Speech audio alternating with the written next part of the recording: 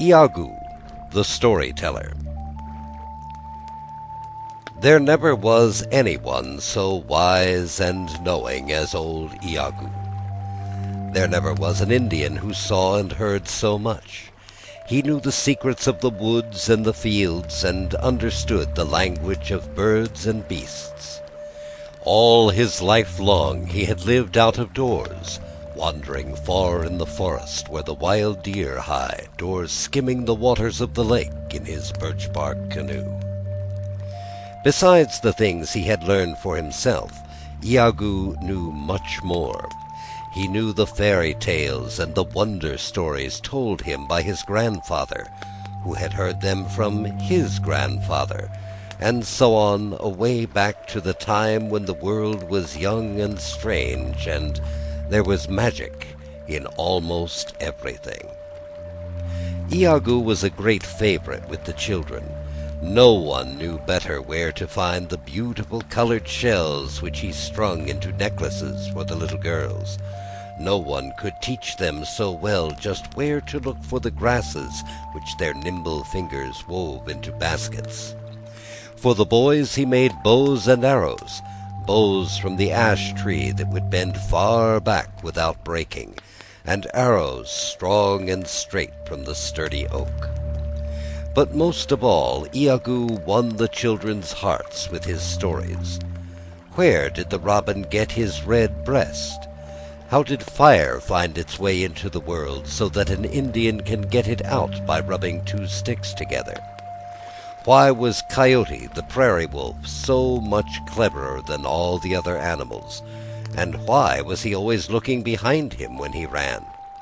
It was old Iagoo who could tell you where and why.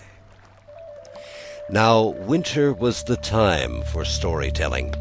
When the snow lay deep on the ground, the north wind came howling from his home in the land of ice, and the cold moon shone from the frosty sky. It was then that the Indians gathered in the wigwam. It was then that Iagoo sat by the fire of blazing logs, and the little boys and girls gathered round him.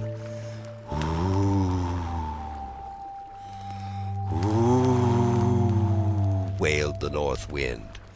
The sparks leapt up, and Iagoo laid another log on the fire.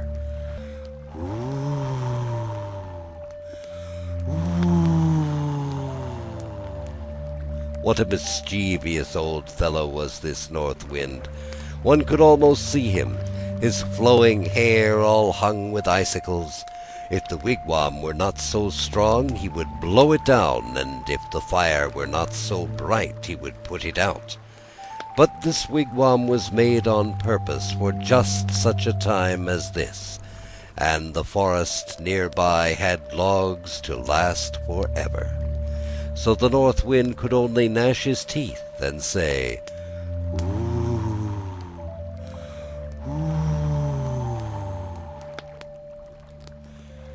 One little girl, more timid than the rest, would draw nearer and put her hand on the old man's arm. "Oh, Iagoo," she said, "just listen. Do you think he can hurt us?" "Have no fear," answered Iagoo. "The north wind can do no harm to anyone who is brave and cheerful. He blusters and makes a lot of noise, but at heart he is really a big coward, and the fire will soon frighten him away. Suppose I tell you a story about it." And the story Iagoo told, we shall now tell to you. The story of how Shin-ge-bis fooled the north wind. So ends Iagoo the Storyteller.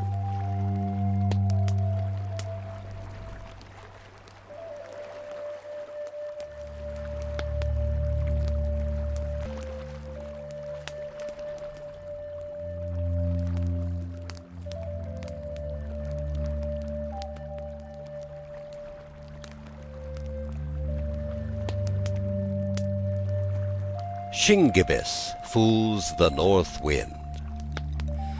Long, long ago, in a time when only a few people lived upon the earth, there dwelt in the north a tribe of fishermen. Now the best fish were to be found in the summer season, far up in the frozen places where no one could live in the winter at all. For the king of this land of ice was a fierce old man called Kabibanoka by the Indians, meaning in our language, the north wind. Though the land of ice stretched across the top of the world for thousands and thousands of miles, Kabibanoka was not satisfied. If he could have had his way, there would have been no grass or green trees anywhere. All the world would have been white from one year's end to another, all the rivers frozen tight, and all the country covered with snow and ice. Luckily, there was a limit to his power. Strong and fierce as he was no match at all for Shawandasi, the south wind, whose home was in the pleasant land of the sunflower. Where Shawandasi dwelt, it was always summer. When he breathed upon the land, violets appeared in the woods. The wild rose bloomed on the yellow prairie, and the cooing dove called musically to its mate. It was he who caused the melons to grow and the purple grapes. It was he whose warm breath ripened the corn in the fields, clothed the forests in green, and made all the earth glad and beautiful. Then, as the summer days grew shorter in the north, Shawandasi would climb to the top of a hill, fill his great pipe, and sit there, dreaming and smoking. Hour after hour he sat and smoked, and the smoke, rising in the form of a vapor, filled the air with a soft haze until the hills and lakes seemed like the hills and lakes of dreamland. Not a breath of wind, not a cloud in the sky, a great peace and stillness over all. Nowhere else in the world was there anything so wonderful. It was Indian summer. Now it was that the fishermen who set their nets in the north worked hard and fast, knowing the time was at hand when the south wind would fall asleep, and fierce old Kabibanoka would swoop down upon them and drive them away. Sure enough, one morning a thin film of ice covered the water where they set their nets. A heavy frost sparkled in the sun on the bark roof of their huts.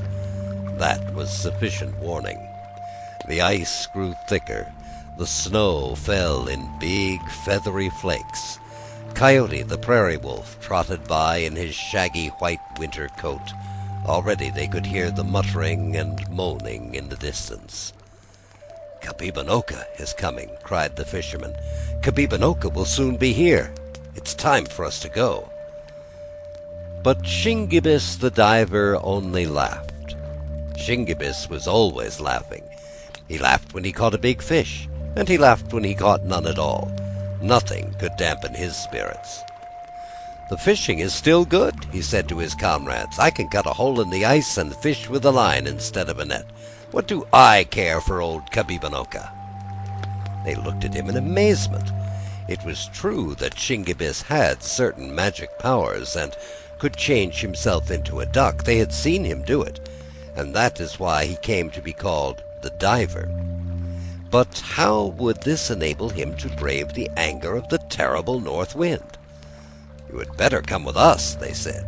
"Kabibanoka is much stronger than you. The biggest trees of the forest bend before his wrath. The swiftest river that runs freezes at his touch.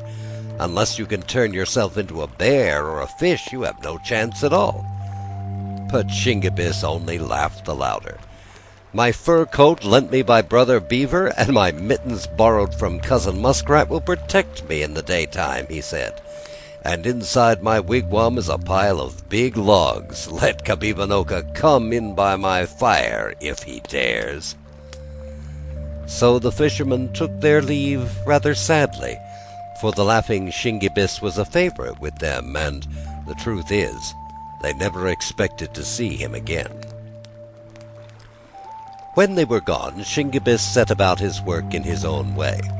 First, he made sure he had plenty of dry bark and twigs and pine needles to make the fire blaze up when he returned to his wigwam in the evening. The snow by that time was pretty deep, but it froze so hard on top that the sun did not melt it, and he could walk on the surface without sinking in at all. As for fish, he knew well how to catch them through the holes he made in the ice. And at night he would go tramping home, trailing a long string of them behind him, and singing a song he had made up himself. "Kabibanoka, ancient man, come and scare me if you can. Big and blustery though you be, you are mortal, just like me." It was thus that Kabibanoka found him, plodding along late one afternoon across the snow. "Ooh, ooh," cried the north wind. "What impudent two-legged creature is this who dares to linger here so long after the wild goose and heron have winged their way to the south? We shall see who is master of the land of ice. This very night I will force my way into his wigwam, put his fire out, and scatter all the ashes around. Ooh, ooh." Night came. Shin-ge-bis sat in his wigwam by the blazing fire, and such a fire! Each backlog was so big it would last for a moon. That was the way the Indians, who had no clocks or watches, counted time instead of weeks or months. They would say a moon, the length of time from one new moon to another. Shin-ge-bis had been cooking a fish, a fine fresh fish caught that very day.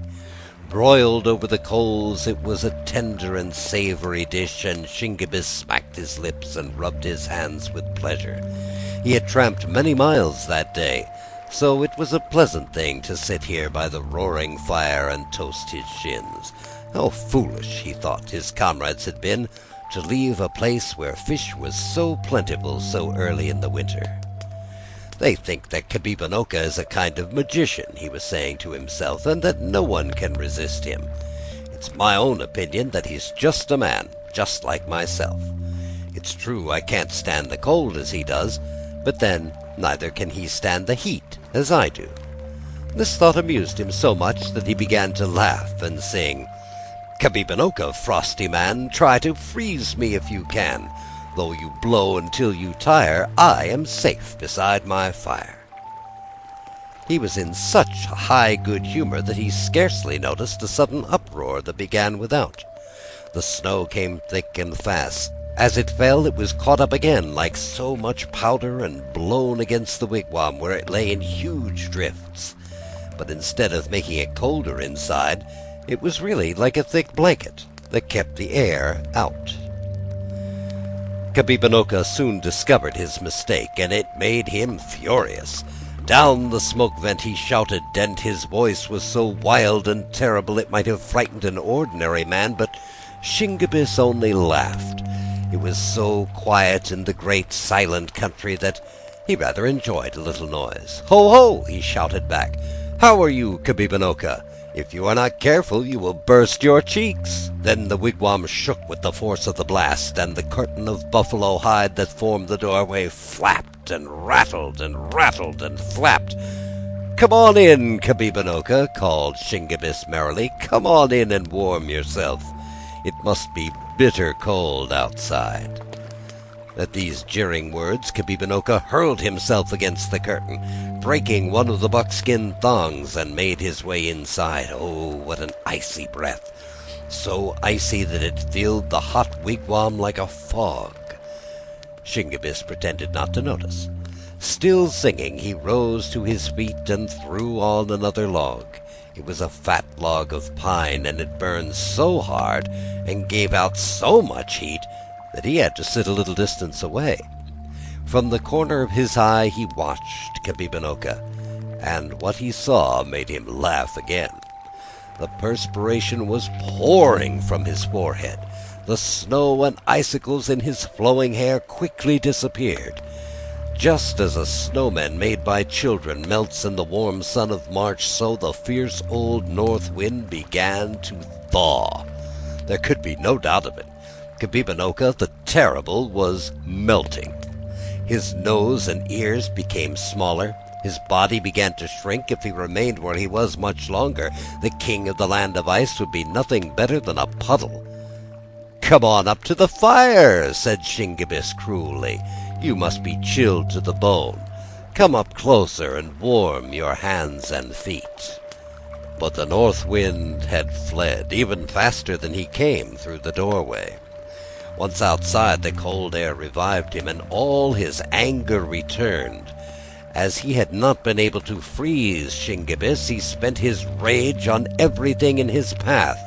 Under his tread the snow took on a crust. The brittle branches of the trees snapped as he blew and snorted.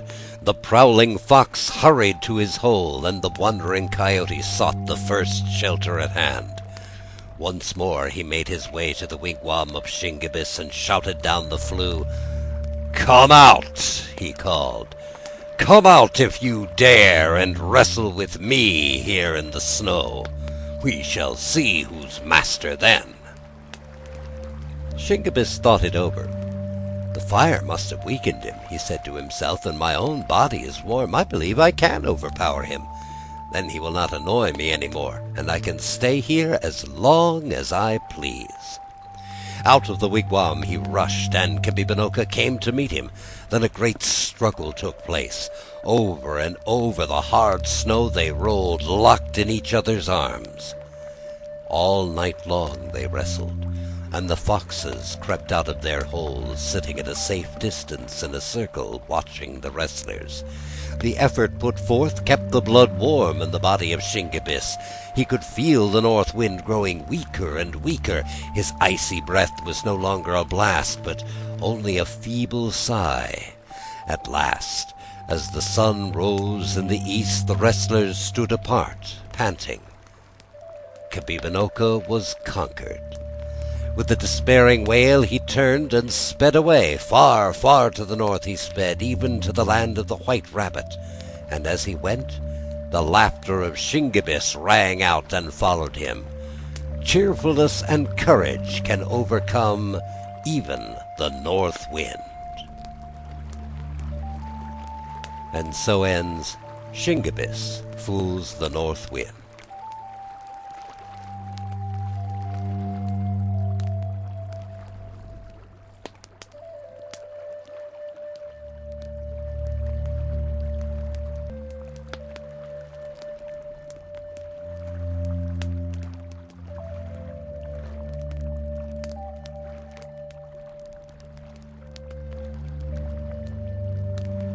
The Little Boy and Girl in the Clouds.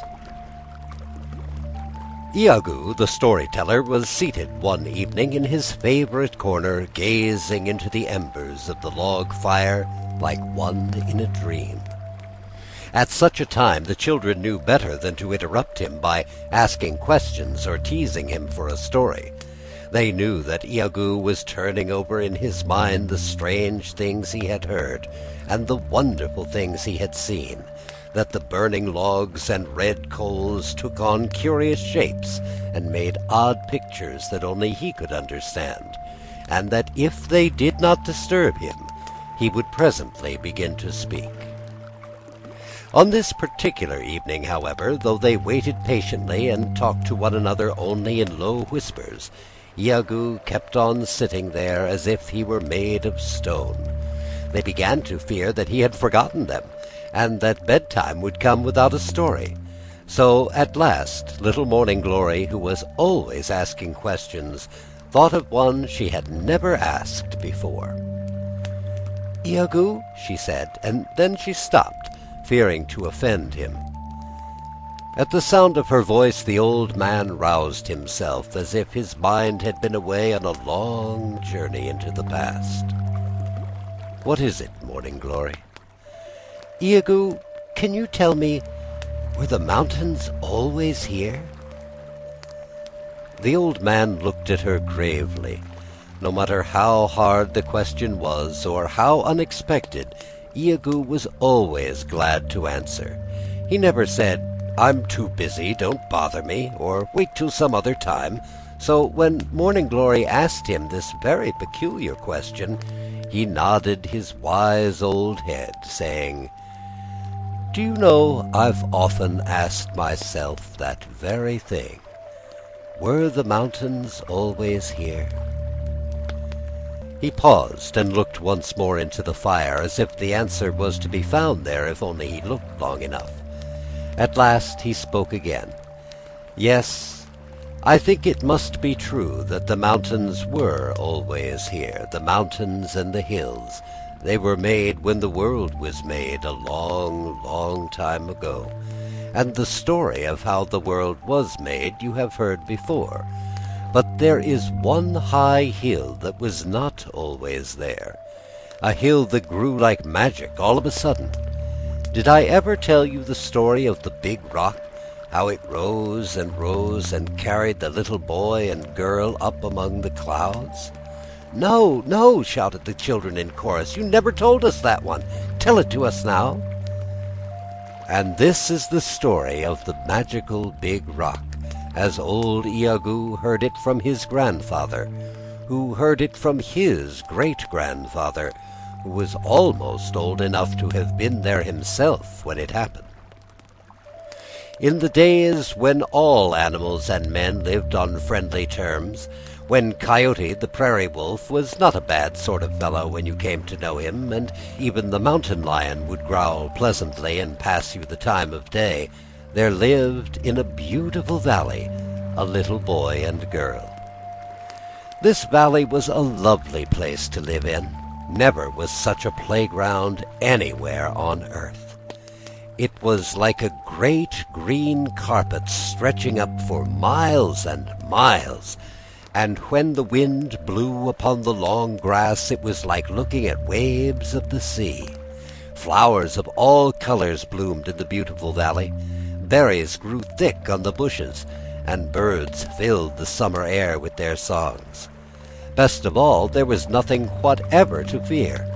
The children could wander at will, watching the gay butterflies, making friends with the squirrels and rabbits, or following the flight of the bee to some tree where his honey is stored.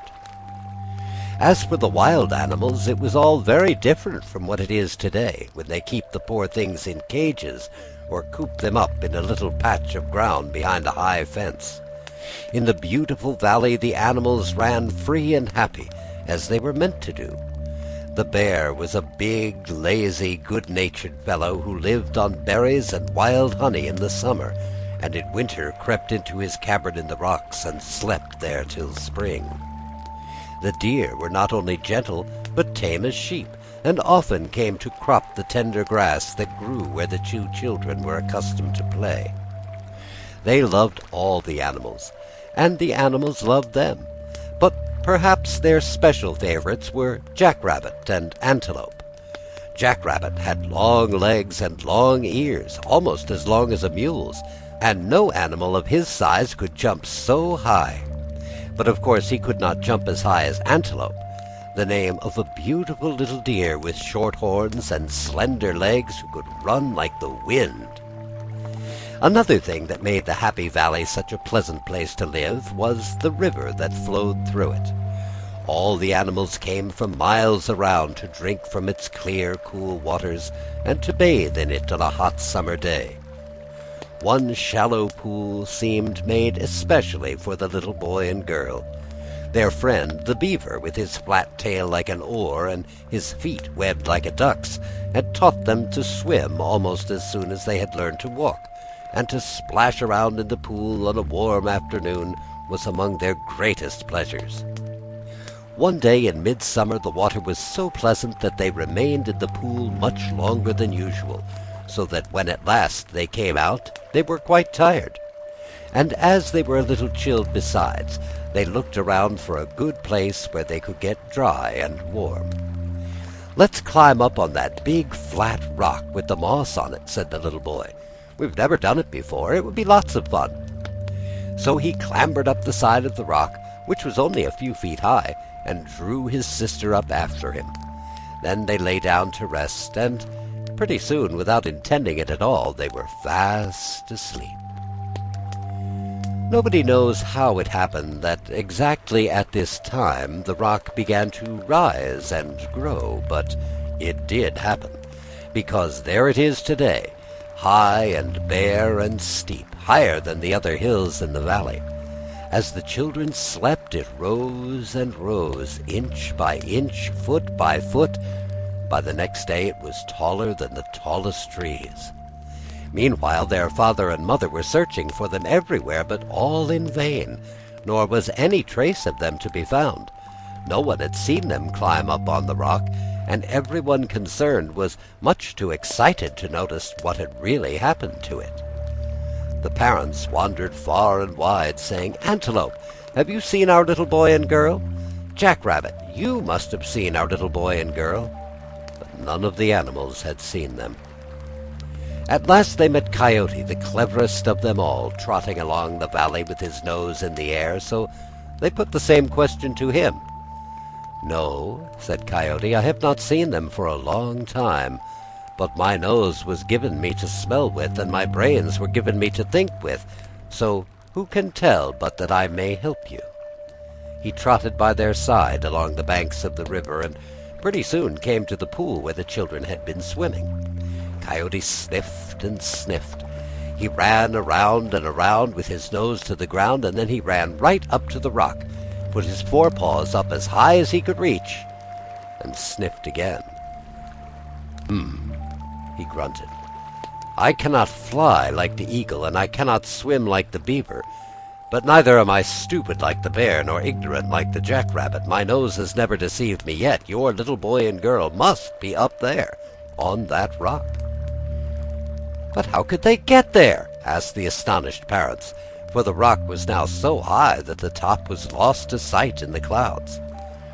"That is not the question," said Coyote severely, unwilling to admit there was anything he did not know.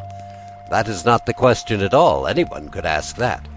The only question worth asking is, how are we to get them down again?"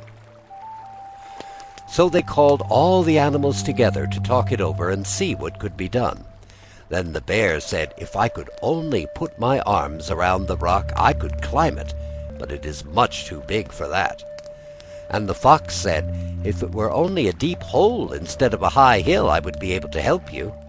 And the beaver said, "If it were just a place out in the water I could swim to, I'd show you very quickly."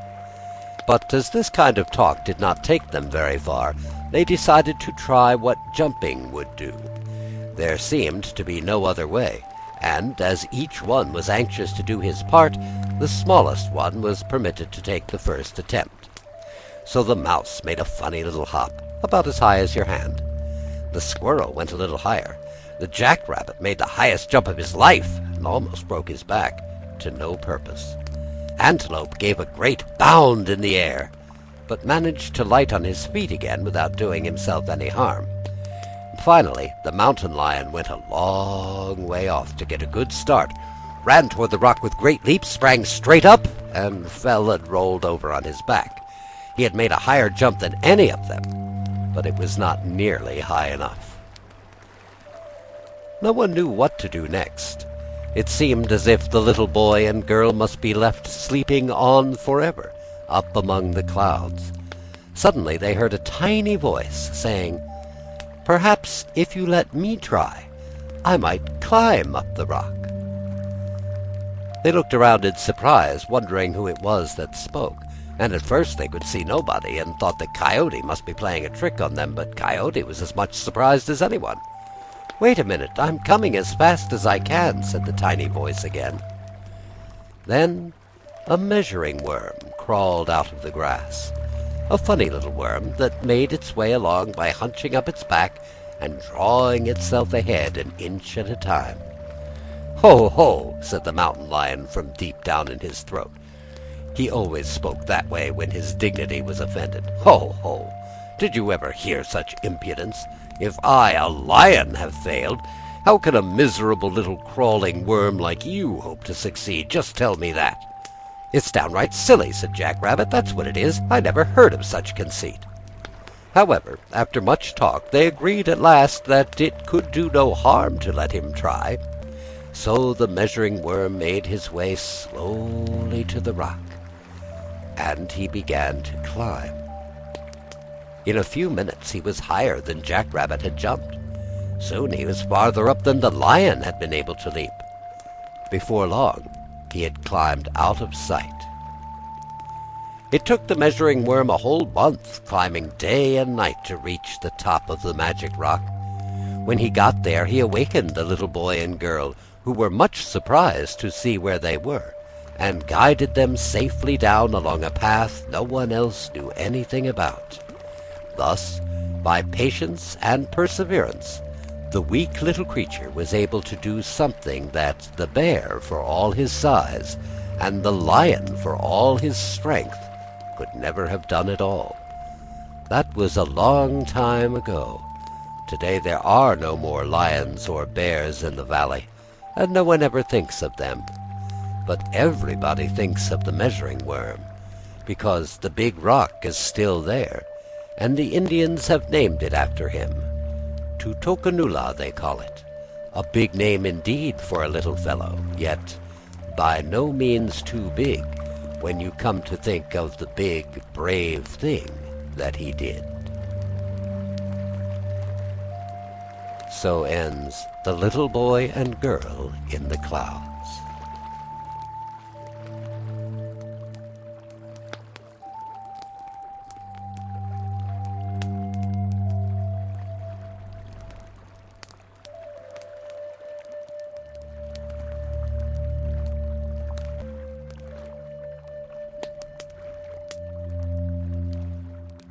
The Child of the Evening Star. Once upon a time, on the shores of the great lake Gitchigumi, there lived a hunter who had 10 beautiful young daughters. Their hair was dark and glossy as the wings of a blackbird, and when they walked or ran, it was with the grace and freedom of the deer in the forest. Thus it was that many suitors came to court them, brave and handsome young men, straight as arrows, fleet of foot, who could travel from sun to sun without fatigue. They were sons of the prairie, wonderful horsemen, who could ride at breakneck speed without saddle or stirrup.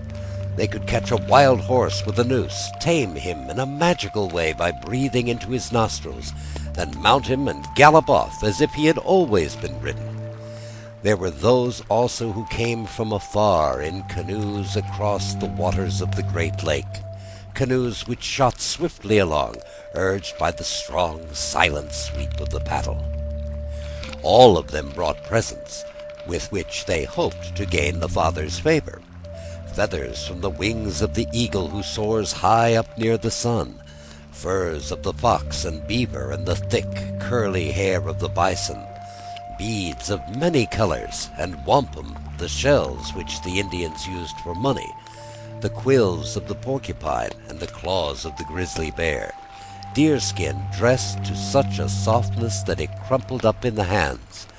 Those and many other things they brought. One by one the daughters were wooed and married, until 9 of them had chosen husbands. One by one other tents were reared, so that instead of the single family lodge on the shores of the lake, there were tents enough to form a little village, for the country was a rich one, and there was game and fish for all. There remained the youngest daughter, Owini, the fairest of them all. Gentle as she was proud, none was so kind of heart. Unlike her proud and talkative elder sisters, Owini was shy and modest, and spoke but little. She loved to wander alone in the woods, with no company but the birds and squirrels and her own thoughts. What these thoughts were, we can only guess. From her dreamy eyes and her sweet expression, one could but suppose nothing selfish or mean or hateful ever came into her mind. Yet Owini, modest though she was, had a spirit of her own. More than one suitor had found this out. More than one conceited young man, confident that he could win her, went away crestfallen, when Owini began to laugh at them. The truth is, Owini seemed hard to please. Suitor after suitor came, handsome, tall young men, the handsomest and the bravest in all the country round, yet this fawn-eyed maiden would have none of them. One was too tall, another too short, one too thin, another too fat. At least that was the excuse she gave for sending them away. Her proud sisters had little patience with her. It seemed to be a questioning of their own taste, for Owini, had she said the word, might have gained a husband more attractive than any of theirs.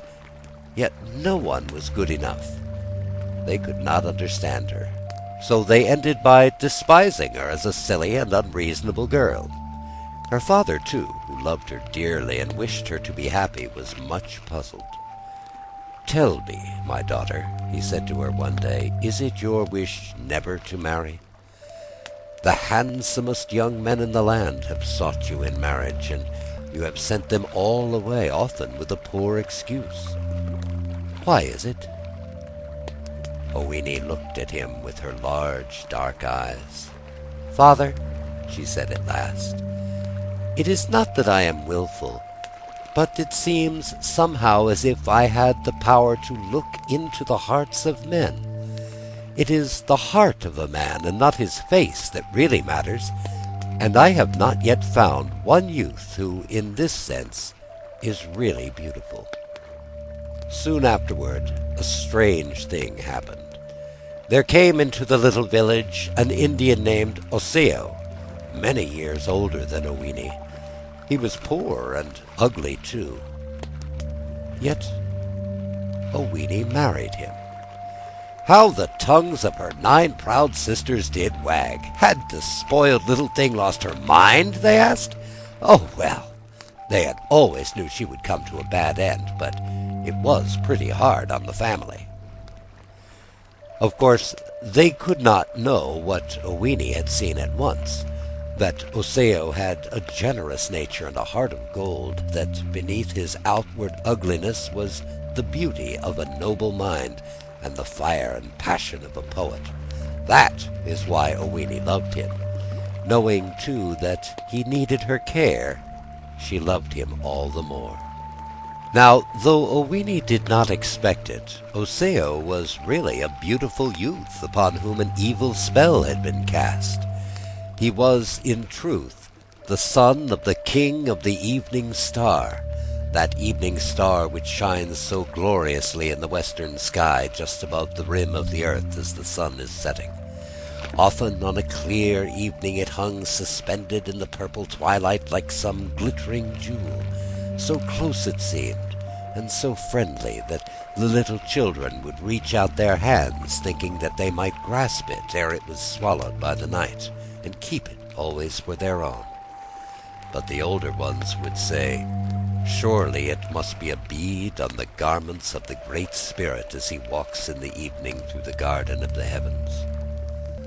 Little did they know that the poor, despised Osseo had really descended from that star, and when he too stretched out his hands toward it, and murmured words they could not understand, they all made sport of him.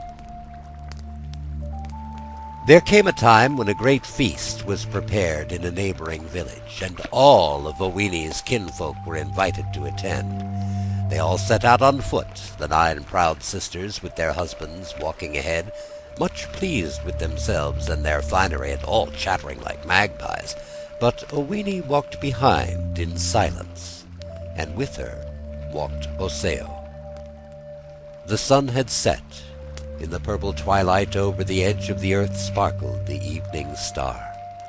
Osseo, pausing, stretched out his hands toward it as if imploring pity. But when the others saw him in this attitude, they all made merry, laughing and joking and making unkind remarks. "Instead of looking up in the sky," said one of the sisters, "he had better be looking on the ground, else he may stumble and break his neck." Then, calling back to him, she cried, "Look out! Here's a big log! Do you think you can manage to climb over it?"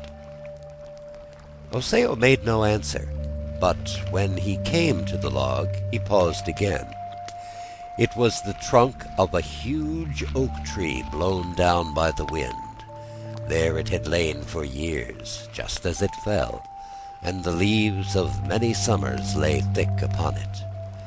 There was one thing, though, the sisters had not noticed. The tree trunk was not a solid one, but hollow, and so big around that a man could walk inside it from one end to the other without stooping. But Osseo did not pause because he was unable to climb over it. There was something mysterious and magical in the appearance of that great hollow trunk, and he gazed at it a long time, as if he had seen it in a dream, and had been looking for it ever since. "What is it, Osseo?" asked Owini, touching him on the arm. "Do you see something that I cannot see?" But Osseo only gave a shout that echoed through the forest and leaped inside the log. Then, as Owini, a little alarmed, stood there waiting, the figure of a man came out the other end. Could this be Osseo? Yes, it was he, but how transformed! No longer bent and ugly, no longer weak and ailing, but a beautiful youth, vigorous and straight and tall. His enchantment was at an end. But the evil spell had not been wholly lifted, after all. As Osseo approached, he saw that a great change was taking place in his loved one. Her glossy black hair was turning white. Deep wrinkles lined her face, and she walked with a feeble step, leaning on a staff. Though he had regained his youth and beauty, she, in turn, had suddenly grown old. "Oh, my dearest one," he cried, "the evening star has mocked me in letting this misfortune come upon you. Better far that I had remained as I was. Gladly would I have borne the insults and laughter of your people rather than you should be made to suffer." "As long as you love me," answered Owini, "I am perfectly content. If I had the choice to make, and only one of us could be young and fair, it is you that I would wish to be beautiful." Then he took her in his arms and caressed her, vowing that he loved her more than ever for the goodness of her heart, and together they walked hand in hand as lovers do. When the proud sisters saw what had happened, they could scarcely believe their eyes. They looked enviously at Osseo, who was now far handsomer than any one of their husbands, and much their superior in every way. In his eyes was the wonderful light of the evening star, and when he spoke, all men turned to listen and admire him. But the hard-hearted sisters had no pity for Owini. Instead, it rather pleased them to see that she could no longer dim their beauty, and to realize that people would no longer be singing her praises in their jealous ears. The feast was spread, and all made merry but Osseo. He sat like one in a dream, neither eating nor drinking. From time to time he would press Owini's hand and speak a word of comfort in her ear, but for the most part he sat there gazing through the door of the tent at the star-besprinkled sky. Soon a silence fell on all the company. From out of the night, from the dark, mysterious forest, came the sound of music, a low, sweet music that was like yet unlike the song sung by the thrush in the summer twilight. It was magical music, such as none had ever heard, coming, as it seemed, from a great distance, and rising and falling on the quiet summer evening. All those at the feast wondered as they listened, and well they might, for what to them was only music was to Osseo a voice that he understood, a voice from the sky itself, the voice of the evening star. These are the words he heard. "Suffer no more, my son, for the evil spell is broken, and hereafter no magician shall work you harm. Suffer no more, for the time has come when you shall leave the earth and dwell here with me in the heavens. Before you is a dish upon which my light has fallen. Blessing it, and giving it a magic virtue. Eat of this dish, Oseo, and all will be well. So Oseo tasted the food before him, and behold, the tent began to tremble and rose slowly into the air, up above the treetops, up toward the stars. As it rose, the things within it were wondrously changed. The kettles of clay became bowls of silver. The wooden dishes were scarlet shells, while the bark of the roof and the poles supporting it were transformed into some glittering substance that sparkled in the rays of the stars. Higher and higher it rose. Then the 9 proud sisters and their husbands were all changed into birds. The men became robins, thrushes, and woodpeckers.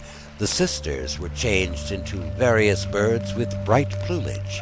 The 4 who had chattered most, whose tongues were always wagging, now appeared in the feathers of the magpie and the blue jay. Oseo sat gazing at Owini. Would she too change into a bird and be lost to him? The very thought of it made him bow his head with grief. Then, as he looked at her once more, he saw her beauty suddenly restored, while the color of her garments was the color only to be found where the dyes of the rainbow are made. Again the tent swayed and trembled as the currents of the air bore it higher and higher, into and above the clouds, up, till at last it settled gently on the land of the evening star. Oseo and Owini caught all the birds and put them in a great silver cage, where they seemed quite content in each other's company. Scarcely was this done when Oseo's father, the king of the evening star, came to greet them. He was attired in a flowing robe spun from stardust, and his long white hair hung like a cloud upon his shoulders. "Welcome," he said, "my dear children. Welcome to the kingdom in the sky that has always awaited you. The trials you have passed through have been bitter, but you have borne them bravely, and now you will be rewarded for all your courage and devotion. Here you will live happily, yet of one thing you must beware."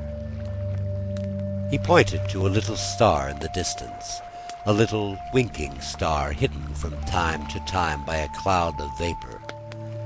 "On that star," he continued, "lives a magician named Wabeno. He has the power to dart his rays like so many arrows at those he wishes to injure. He has always been my enemy.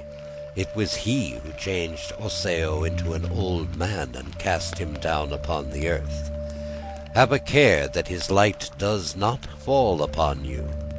Luckily, his power for evil has been greatly weakened, for the friendly clouds have come to my assistance and form a screen of vapor through which his arrows cannot penetrate." The happy pair fell upon their knees and kissed his hands in gratitude. "But these birds," said Oseo, rising and pointing to the cage, "is this also the work of Wabeno the magician?" "No," answered the king of the evening star.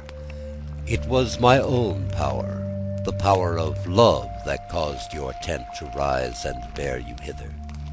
It was likewise my power that the envious sisters and their husbands were transformed into birds.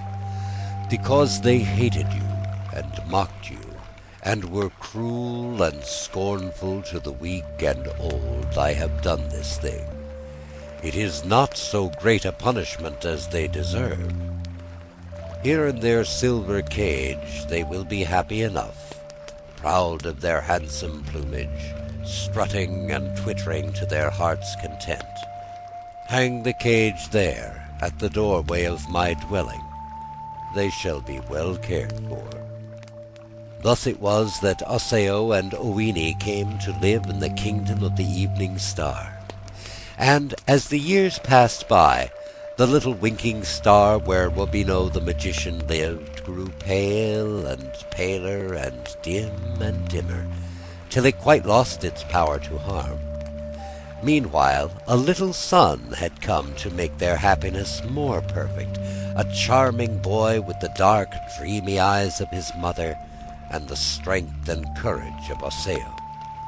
It was a wonderful place for a little boy to live, close to the stars and the moon, with the sky so near that it seemed a kind of curtain for his bed, and all the glory of the heavens spread out before him.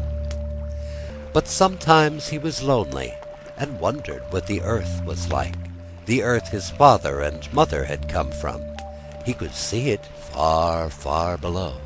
So far it looked no bigger than an orange, and sometimes he would stretch out his hand toward it, just as the little children on earth would stretch out their hands for the moon. His father made him a bow with little arrows, and this was a great delight to him. But still he was lonely, and wondered what the little boys and girls on earth were doing, and whether they would be nice to play with. The earth must be a pretty place, he thought, with so many people living on it. His mother had told him strange stories of that faraway land, with its lovely lakes and rivers, great green forests where the deer and squirrel lived, and the yellow rolling prairies swarming with buffalo. These birds, too, in a great silver cage, had come from the earth, he was told, and there were thousands and thousands just like them, as well as others even more beautiful that he had never seen at all. Swans with long curved necks that floated gracefully upon the waters, whippoorwills that called at night from the woods, the robin redbreast, the dove, and the swallow. What wonderful birds they must be! Sometimes he would sit near the cage, trying to understand the language of the feathered creatures inside. One day, a strange idea came into his head. He would open the door of the cage and let them out. Then they would fly back to earth, and perhaps they would take him with them. When his mother and father missed him, they would be sure to follow him to the earth, and then... He could not quite see just how it would all end, but he found himself quite close to the cage, and the first thing he knew, he had opened the door and let out all the birds. Round and round they flew, and now he was half sorry and a little afraid as well. If the birds flew back to earth and left him there, what would his grandfather say? Come back, he called.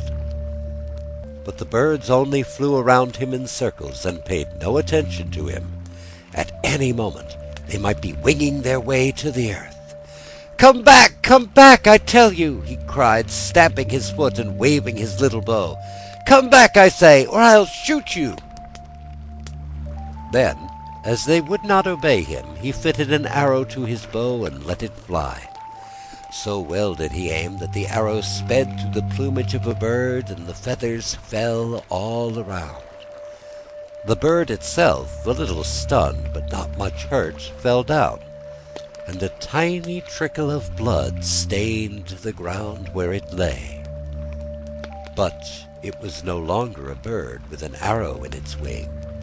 Instead, there stood in its place a beautiful young woman. Now, no one who lives in the stars is ever permitted to shed blood, whether it be that of man, beast, or bird, so when the few drops fell upon the evening star, everything was changed. The boy suddenly found himself sinking slowly downward, held up by invisible hands, yet sinking closer and closer to the earth. Soon he would see its green hills and the swans floating on the water, till at last he rested on a grassy island in a great lake. Lying there, and looking up at the sky, he could see the tent descending too. Down it softly drifted, till in turn it sank upon the island, and in it were his father and mother, Osseo and Owini, returned to earth to live once more among men and women and teach them how to live. for they had learned many things in their life upon the evening star, and the children of earth would be better for the knowledge. They stood there, hand in hand. All the enchanted birds came fluttering after, falling and fluttering through the air, and as each one touched the earth, it was no longer a bird they saw, but a human being. A human being, yet not quite as before, for they were only dwarfs, little people or pygmies, pukwudgies as the Indians called them. Happy little people they became, seen only by a few. Fishermen, they say, would sometimes get a glimpse of them, dancing in the light of the evening star on a summer night on the sandy, level beach of the Great Lake. So ends Child of the Evening Star.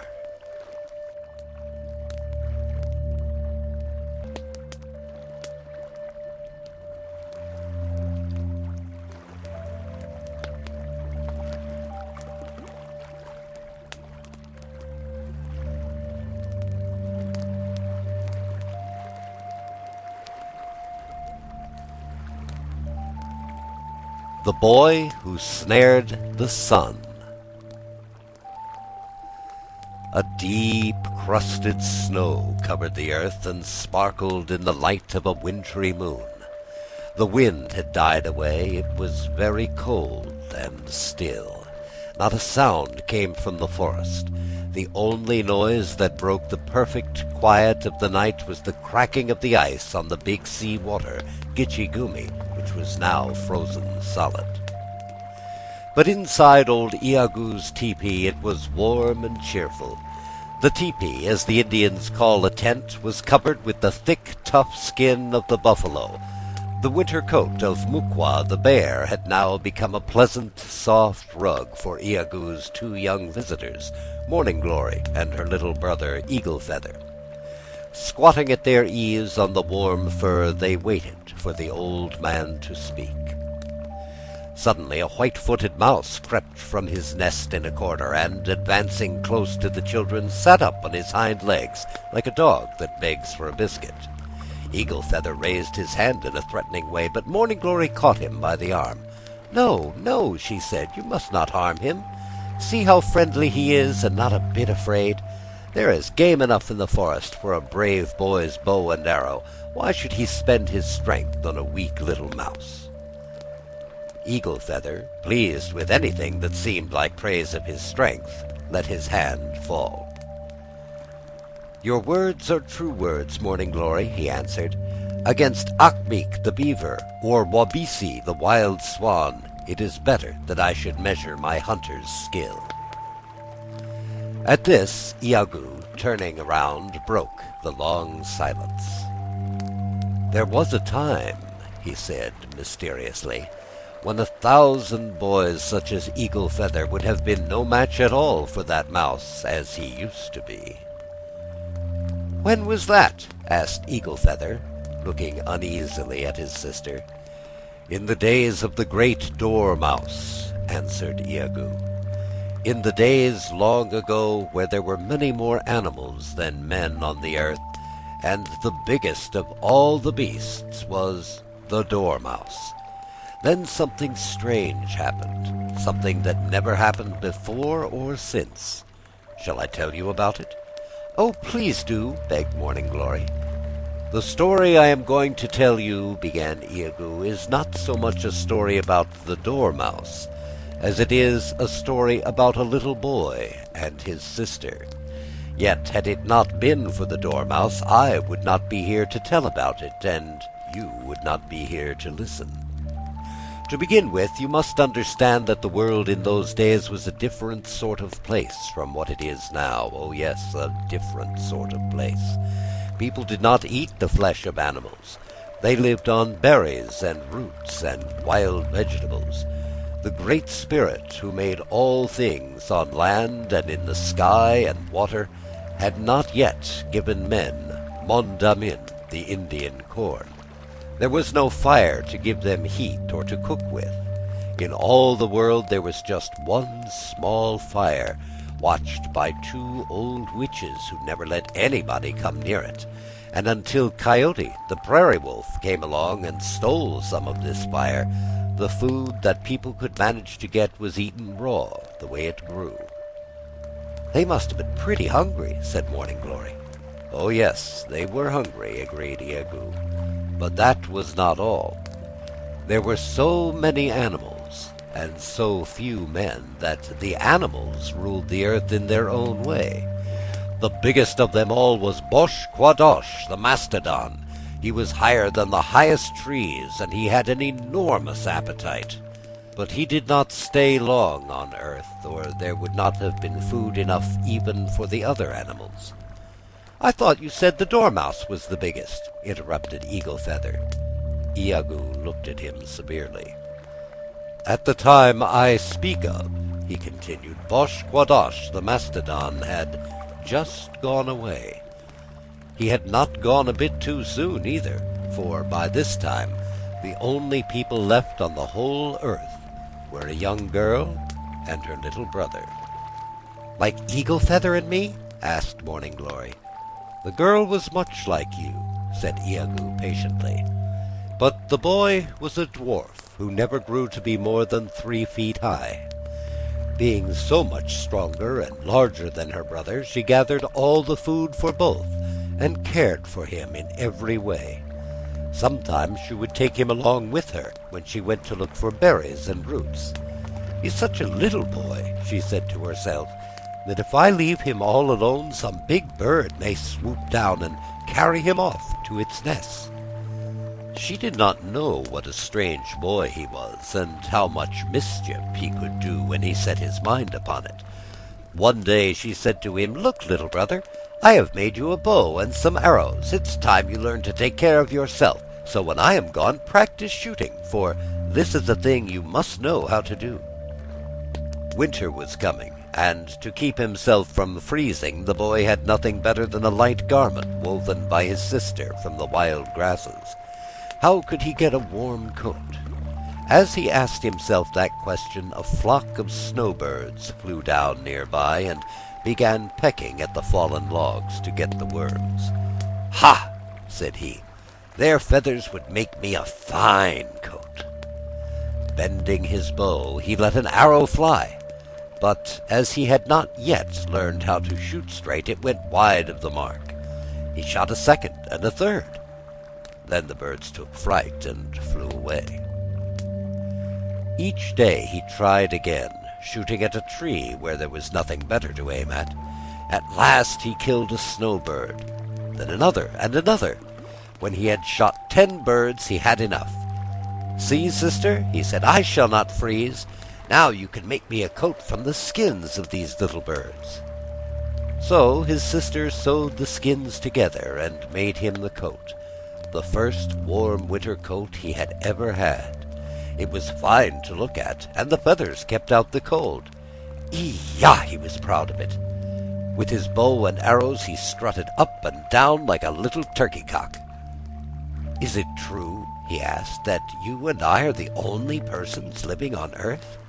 Perhaps if I look around I may find someone else. It will do no harm to try.'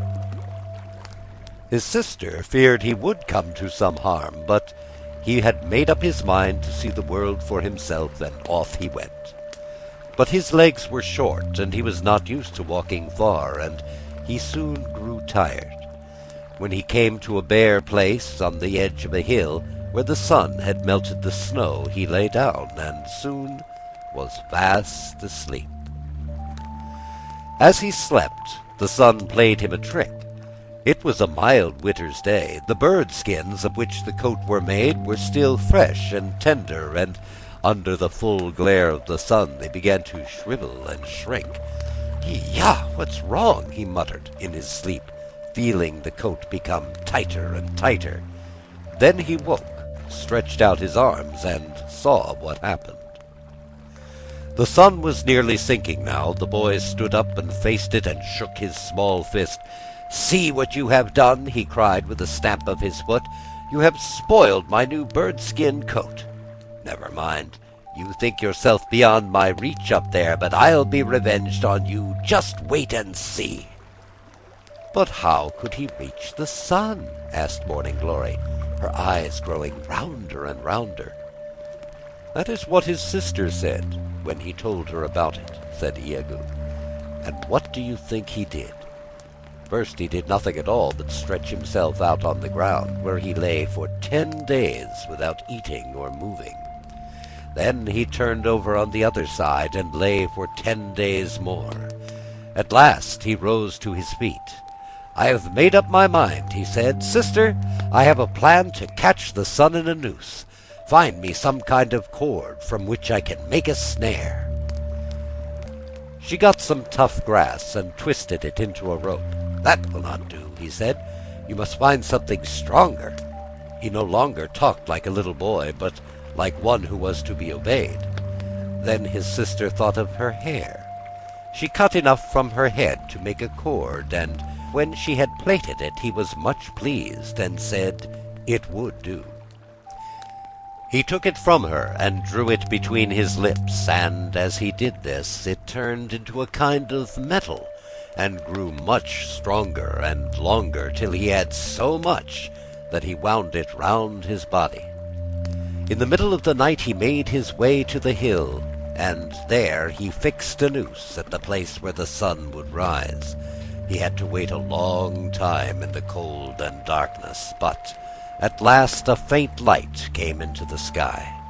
As the sun rose, it was caught fast in the noose, and there it stayed. Iagoo stopped talking and sat looking into the fire. One might have supposed that when he did this he saw pictures in the flames and in the red coals, and that these pictures helped him to tell the story. But Morning Glory was impatient to hear the rest. "Iagoo," she said timidly, "did you forget about the dormouse?" "Yeah, the dormouse, no, I have not forgotten," answered the old man, rousing himself. When the sun did not rise as usual, the animals could not tell what had happened. Ajidamo, the squirrel, chattered and scolded from the branch of a pine tree. Kagaji, the raven, flapped his wings and croaked more hoarsely than ever to tell the others that the end of the world had come. Only Mukwa, the bear, did not mind.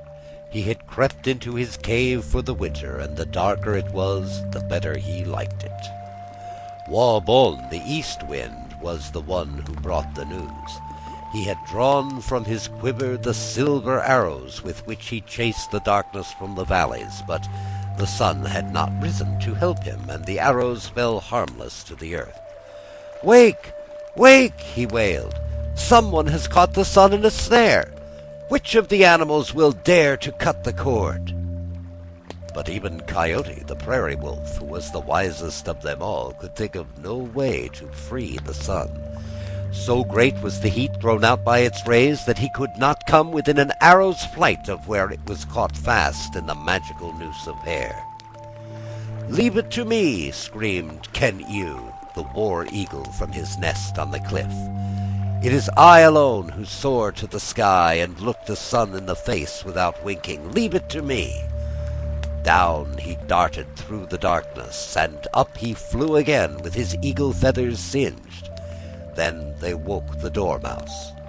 They had a very hard time doing it, because when he once went to sleep, he stayed asleep for 6 months, and it was almost impossible to arouse him. Coyote crept close to his ear and howled with all his might. It would have split the eardrum of almost any other animal.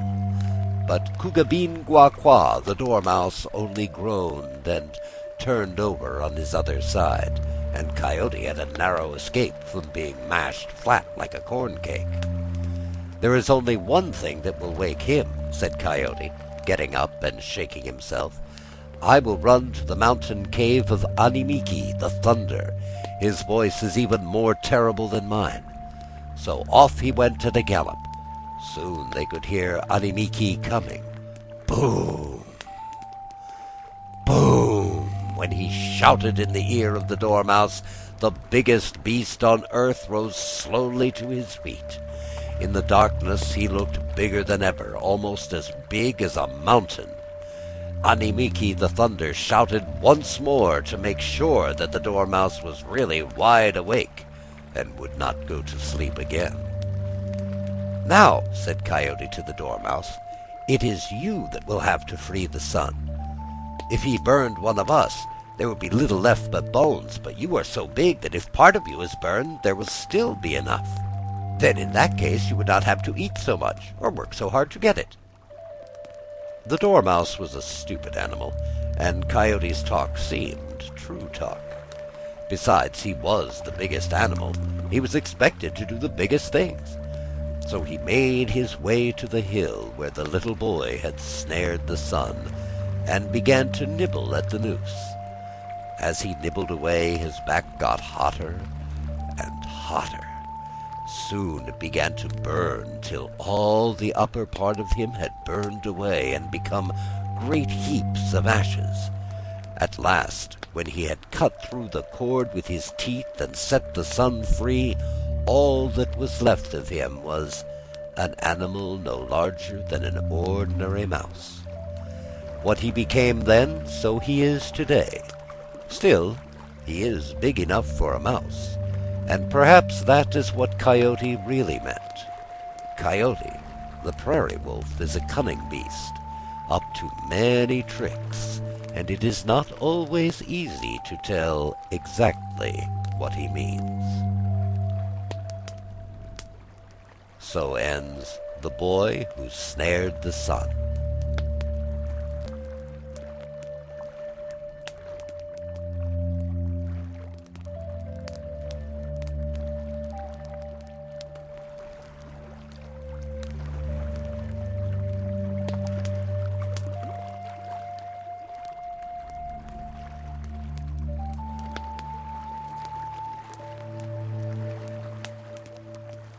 How the Summer Came. Morning Glory was tired of the winter and longed for the spring to come. Sometimes it seemed as if Kabibanoka, the fierce old north wind, would never go back to his home in the land of ice. With his cold breath he had frozen tight and hard the big sea-water Gitchigumi, and had covered it deep with snow till you could not tell the great lake from the land. Except for the beautiful green pines, all the world was white, a dazzling, silent world in which there was no musical murmur of water and no song of birds. "Will O-Pee-chee, the robin, ever come again?" sighed Morning Glory. "Suppose there was no summer anywhere, no Shawandasi, the south wind, to bring the violet and the dove. Oh, Iagoo, would it not be dreadful?" "Be patient, Morning Glory," answered the old man. "Soon you will hear Wawa, the wild goose, flying high up on his way to the north. I have lived many moons. Sometimes he seems long in coming, but he always comes. When you hear him call, then O-Pee-chee the robin will not be far behind." "I will try to be patient," said Morning Glory. "But Kabibanoka, the north wind, is so strong and fierce. I can't help wondering if there was a time when his power was so great that he made his home here always. It makes me shiver to think of it." Iagoo rose from his place by the fire and drew to one side the curtain of buffalo hide that screened the doorway. He pointed to the sky, clear and sparkling with stars. "Look," he said, "there in the north. See that little cluster of stars? Do you know the name we give it?" "I know," said Eagle Feather. "It is Ojig-Anung, the fisher stars. If you look just right, you can see how they make the body of the fisher. He's stretched out flat with an arrow through his tail. See, sister?" "The fisher," repeated Morning Glory. "You mean the furry little animal, something like a fox? Is marten another name for it?" "That's it," said Eagle Feather. "Yes, I see," nodded Morning Glory. "But why is the fisher spread out flat that way in the sky with an arrow sticking through his tail?" "I don't know just exactly why," admitted Eagle Feather. "I suppose some hunter was chasing him. Perhaps Iagoo can tell us." Iagoo closed the curtain and went back to the fire. "You thought there might have been a time when there was no summer on earth," he said to Morning Glory, "and you were right. until Ojeeg the fisher found a way to bring the summer down from the sky. The earth was everywhere covered with snow, and it was always cold. If Ojeeg had not been willing to give his life so that all the rest of us could be warm, Kabibanoka the North Wind would have ruled the world as he now rules the land of ice. Then Morning Glory and Eagle Feather sat down on the soft rug that was once the winter coat of Mukwa the bear, and Iagoo told them the story of how the summer came. In the wild forest that borders the great lake, there once lived a mighty hunter named Ojeeg. No one knew the woods as well as he. Where others would be lost without a trail to guide them, he found his way easily and quickly. By day or by night, through the trackless tangle of trees and underbrush, where the red deer fled, he followed. The bear could not escape his swift pursuit. He had the cunning of the fox, the endurance of the wolf, the speed of the wild turkey when it runs at the scent of danger. When Ojeeg shot an arrow, it always hit the mark. When he set out on a journey, no storm or snow could turn him back. He did everything he said he would do, and he did it well. Thus it was that some men came to believe that Ojeeg was a Manitou, the Indian name for one who has magic powers. This much was certain. Whenever Ojeeg wished to do so, he could change himself into a little animal known as the fisher or marten. Perhaps that is why he was on such friendly terms with some of the animals, who were always willing to help him when he called upon them. Among these were the otter, the beaver, the lynx, the badger, and the wolverine. There came a time, as we shall see, when he needed their services badly, and they were not slow in coming to his assistance. Ojeeg had a wife whom he dearly loved, and a son of 13 years who promised to be as great a hunter as his father. Already he had shown great skill with the bow and arrow. If some accident should prevent Ojeeg from supplying the family with the game upon which they lived, his son felt sure he himself could shoot as many squirrels and turkeys as they needed to keep them from starving. With Ojeeg to bring them venison, bear's meat, and wild turkey, they had thus far plenty to eat. Had it not been for the cold, the boy would have been happy enough. They had warm clothing made from deer skin and furs. To keep the fire burning, they had all the wood in the forest. Yet, in spite of this, the cold was a great trial, for it was always winter, and the deep snow never melted. Some wise old men had somewhere heard that the sky was not only the roof of our own world, but also was the floor of a beautiful world beyond, a land where birds with bright feathers sang sweetly through a pleasant, warm season called summer. It was a pretty story that people wished to believe, and likely enough, they said, when you came to think that the sun was so far away from the earth and so close to the sky itself. The boy used to dream about it and wonder what could be done. His father could do anything, some men said. He was a Manitou. Perhaps he could find some way to bring summer to the earth. That would be the greatest thing of all. Sometimes it was so cold that when the boy went into the woods his fingers would be frostbitten. Then he could not fit the notch of his arrow to the bowstring, and he was obliged to go back home without any game whatever.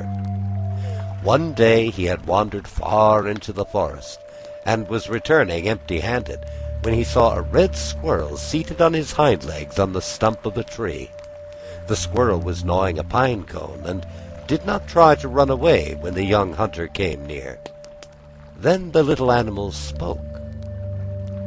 "My grandson," said he, "there is something I wish to tell you that you will be pleased to hear. Put away your arrows and do not try to shoot me, and I shall give you some good advice."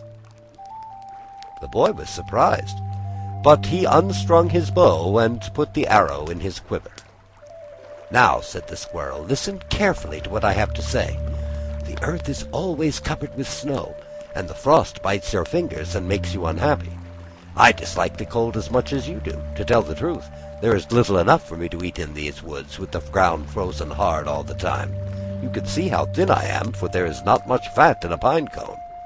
If someone could manage to bring the summer down from the sky, it would be a great blessing." "It really is true, then," said the boy, "that up beyond the sky there is a pleasant warm land where winter only stays a few moons?" "Yes, it is true," said the squirrel. "We animals have known it for a long time. Kenyu, the war eagle, who soars near the sun, once saw a small crack in the sky. The crack was made by Wiwasimo, the lightning, in a great storm that covered all the earth with water.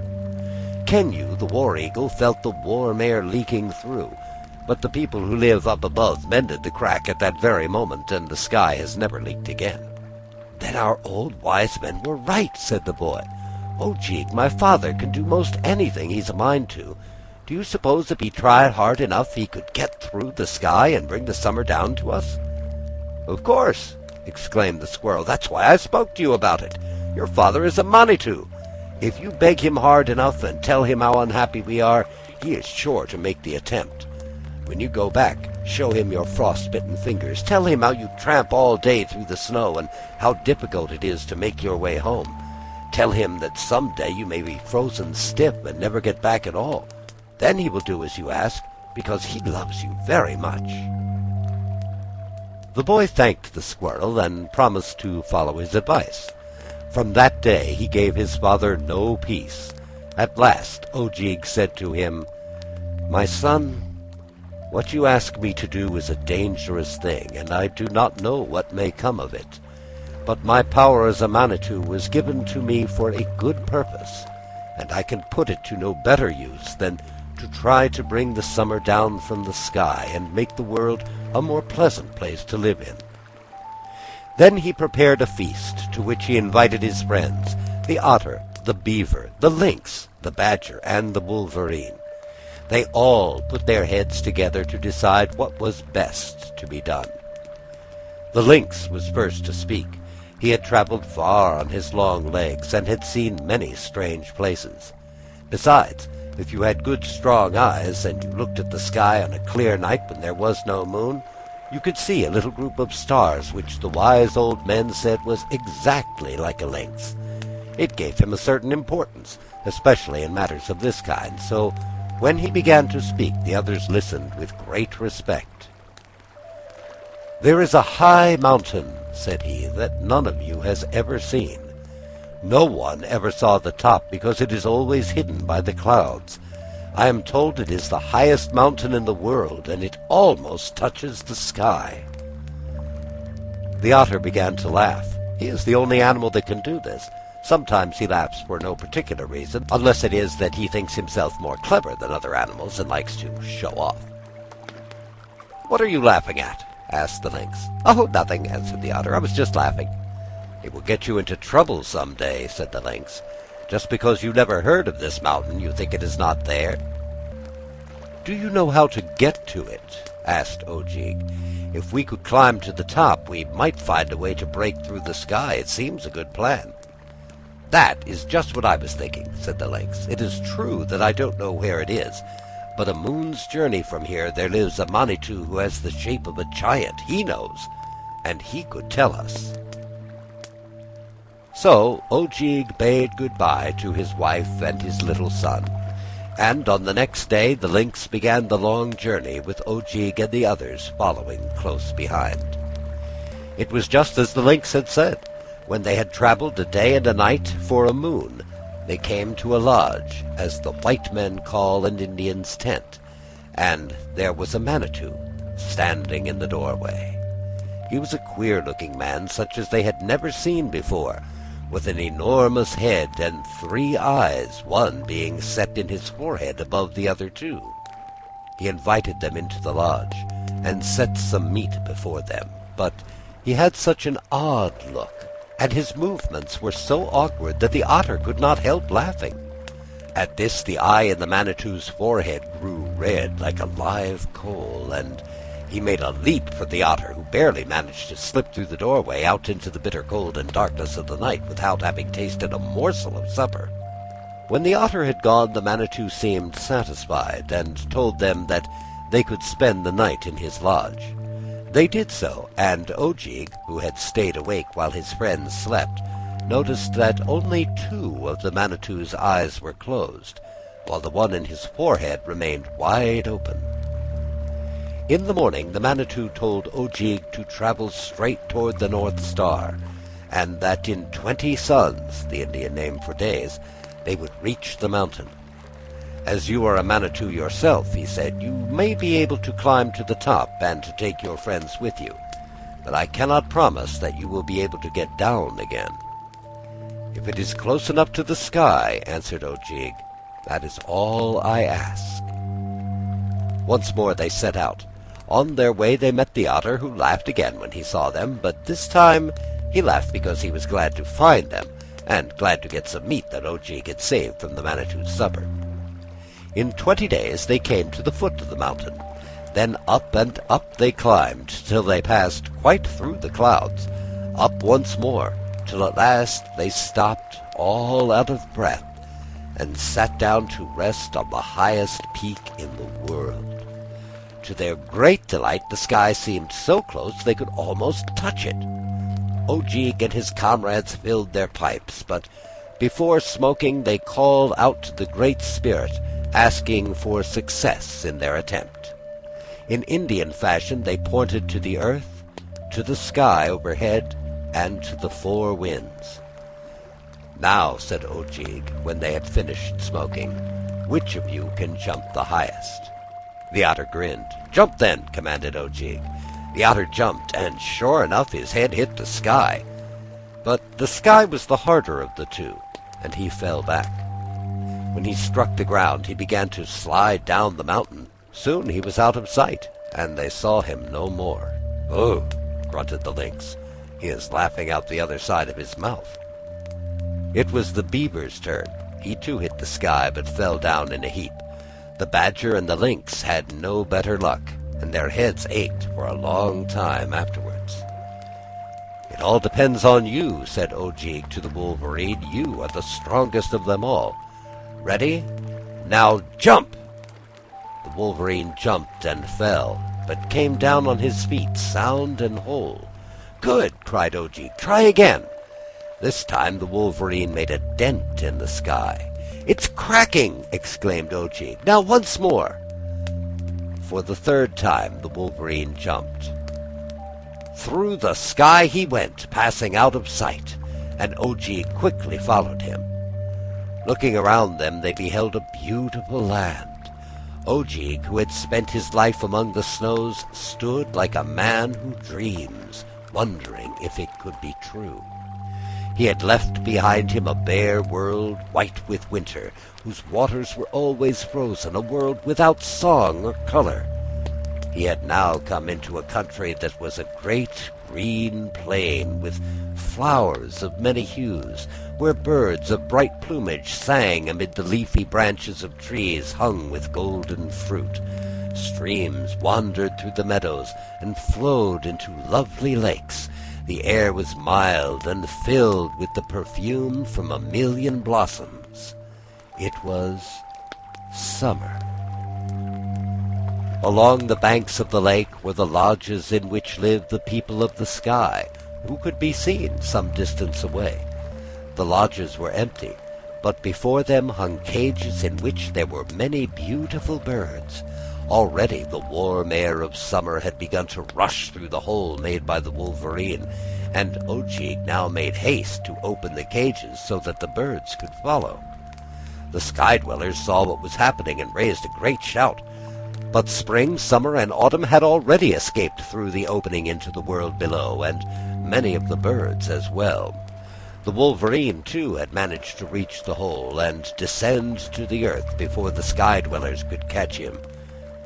But Ojeeg was not so fortunate. There were still some birds remaining that he knew his son would like to see, so he went on opening the cages. By this time the sky-dwellers had closed the hole, and Ojeeg was too late. As the sky-dwellers pursued him, he changed himself into the fisher, and ran along the plain toward the north at the top of his speed. In the form of the fisher he could run faster. Also, when he took this shape, no arrow should injure him, unless it hit a spot near the tip of his tail. But the sky-dwellers ran even faster, and the fisher climbed a tall tree. They were good marksmen, and they shot a great many arrows, until at last one chanced to hit the fatal spot. Then the fisher knew his time had come. Now he saw that some of his enemies were marked with the totems or family arms of his own tribe. "My cousins," he called to them, "I beg of you that you go away and leave me here alone." The sky-dwellers granted his request. When they had gone, the fisher came down from the tree and wandered around for a time, seeking some opening in the plain through which he might return to the earth. But there was no opening. So, at last, weak and faint, he stretched himself flat on the floor of the sky through which the stars may be seen from the world below. "I have kept my promise," he said with a sigh of content. "My son will now enjoy the summer, and so will all the people who dwell on the earth. Through the ages to come I shall be set as a sign in the heavens, and my name will be spoken with praise. I am satisfied." So it came that the fisher remained in the sky, where you could see him plainly for yourself on a clear night with an arrow through his tail. The Indians call them the fisher stars, Ojig-anung, but to the white men they are known as the constellation of the Plough. So ends How the Summer Came.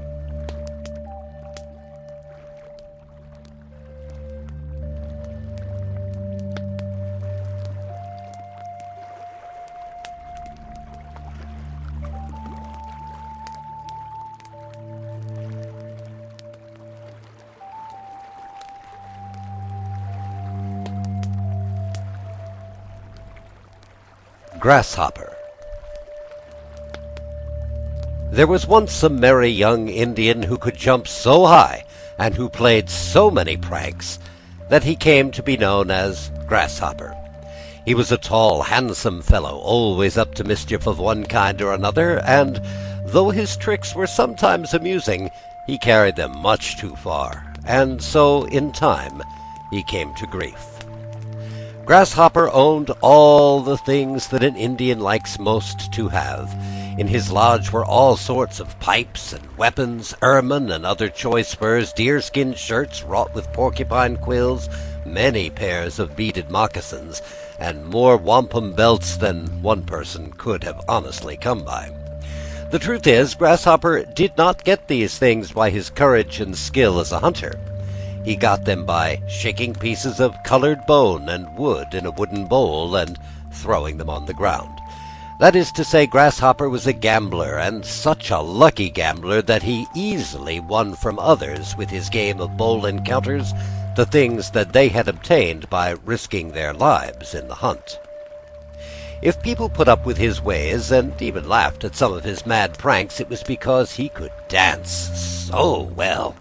Never had there been such a dancer. When there was a wedding to be celebrated or some feast following a successful hunt, then who but Grasshopper could so well supply the entertainment? He could dance with a step so light that it seemed to leave no mark upon the earth. He could dance as the Indian dances when he goes to war or when he holds a festival in honor of the corn, but the dance in which he excelled was a furious, dizzy dance with leaps and bounds that fairly turned the heads of the beholders. It was then that Grasshopper became a kind of human whirlwind. As he spun round and round, his revolving body drew up the dry leaves and the dust, till the dancer all but faded from view, and you saw instead what looked like a whirling cloud. Once, when the great Manitou, named Manabozho, took a wife and came to live with the tribe that he might teach them best how to live, Grasshopper danced at the wedding. The beggar's dance it was called, and such a dance!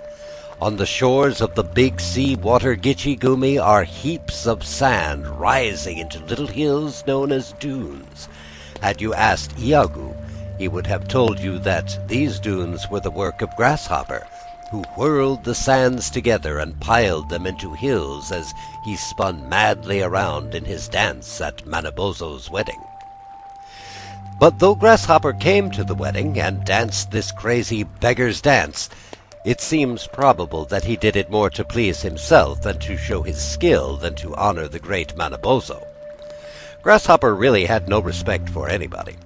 When Iagoo's grandfather was in the middle of some interesting story and had come to the most exciting part, Grasshopper likely as not would yawn and stretch himself and say in a loud whisper that he had heard it all before. So too with Manabozho. This great Manitou, who was the son of the west wind Mujiki-wis, had magic powers, which he used for the good of the tribe. It was he who fasted and prayed that his people might be given food other than the wild things of the woods, and whose prayer was answered with the gift of the Indian corn. Then, when Kagaji, king of the ravens, flew down with his band of black thieves to tear up the seed in the ground, it was Manabozho who snared him and tied him fast to the ridgepole of his lodge to croak out a warning to the others. But Manabozho's goodness and wisdom had little effect on Grasshopper. "Pooh," he would say. "Why should an Indian bother his head with planting corn when he can draw his bow and kill good fat deer?" Then he shook his wolfskin pouch and rattled the pieces of bone and wood. "As long as I have these," he said to himself, "I need nothing more. After all, it is everybody else that works for the man who knows how to use his head."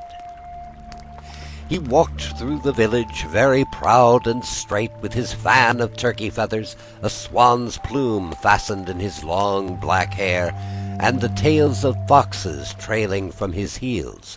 In his white deerskin shirt edged with ermine, his leggings and moccasins ornamented with beads and porcupine quills, he cut a fine figure.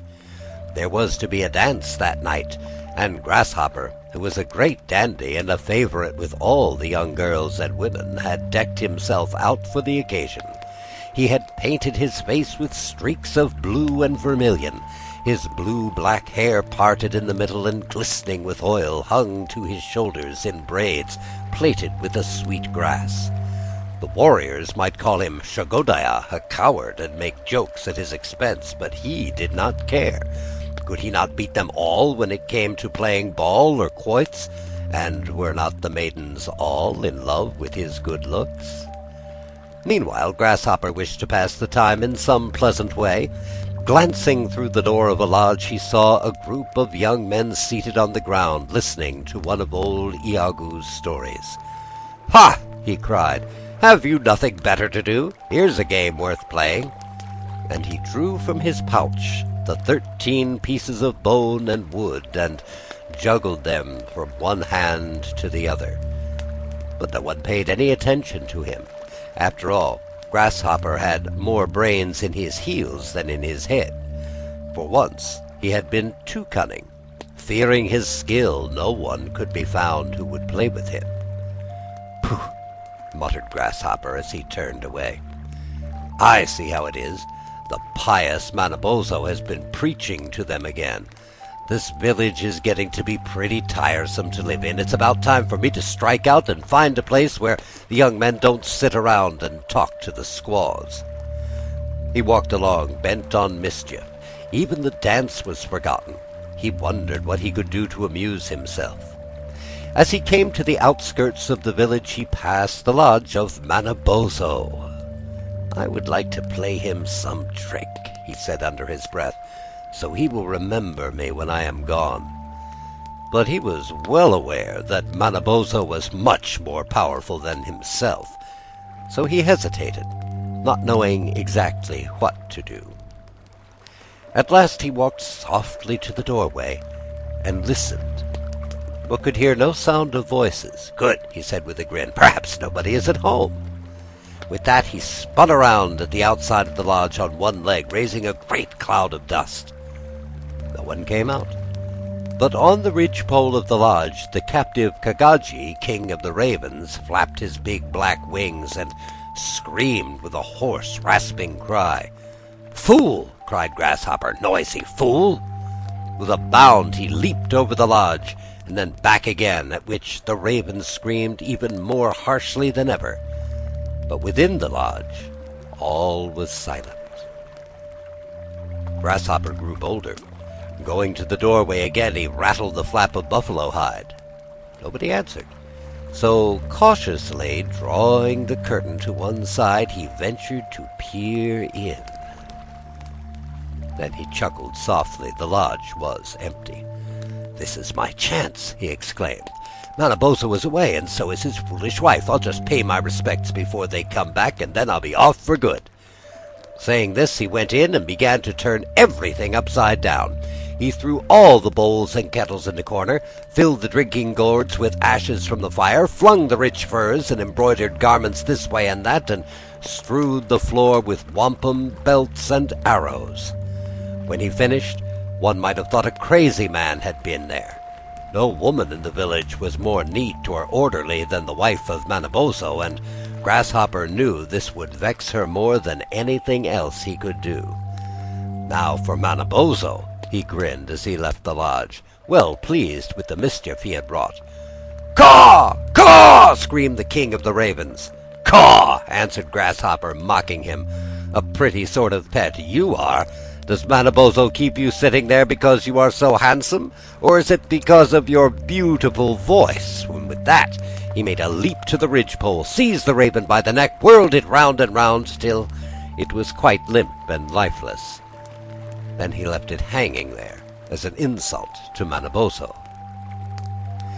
He was now in high good humor, and went his way through the forest, whistling and singing and turning handsprings to amuse the squirrels. There was a high rock overlooking the lake, from the top of which one could view the country for miles and miles. Grasshopper climbed it. He could see the village plainly, so he thought he would wait there till Manabozho came home. That would be part of the joke.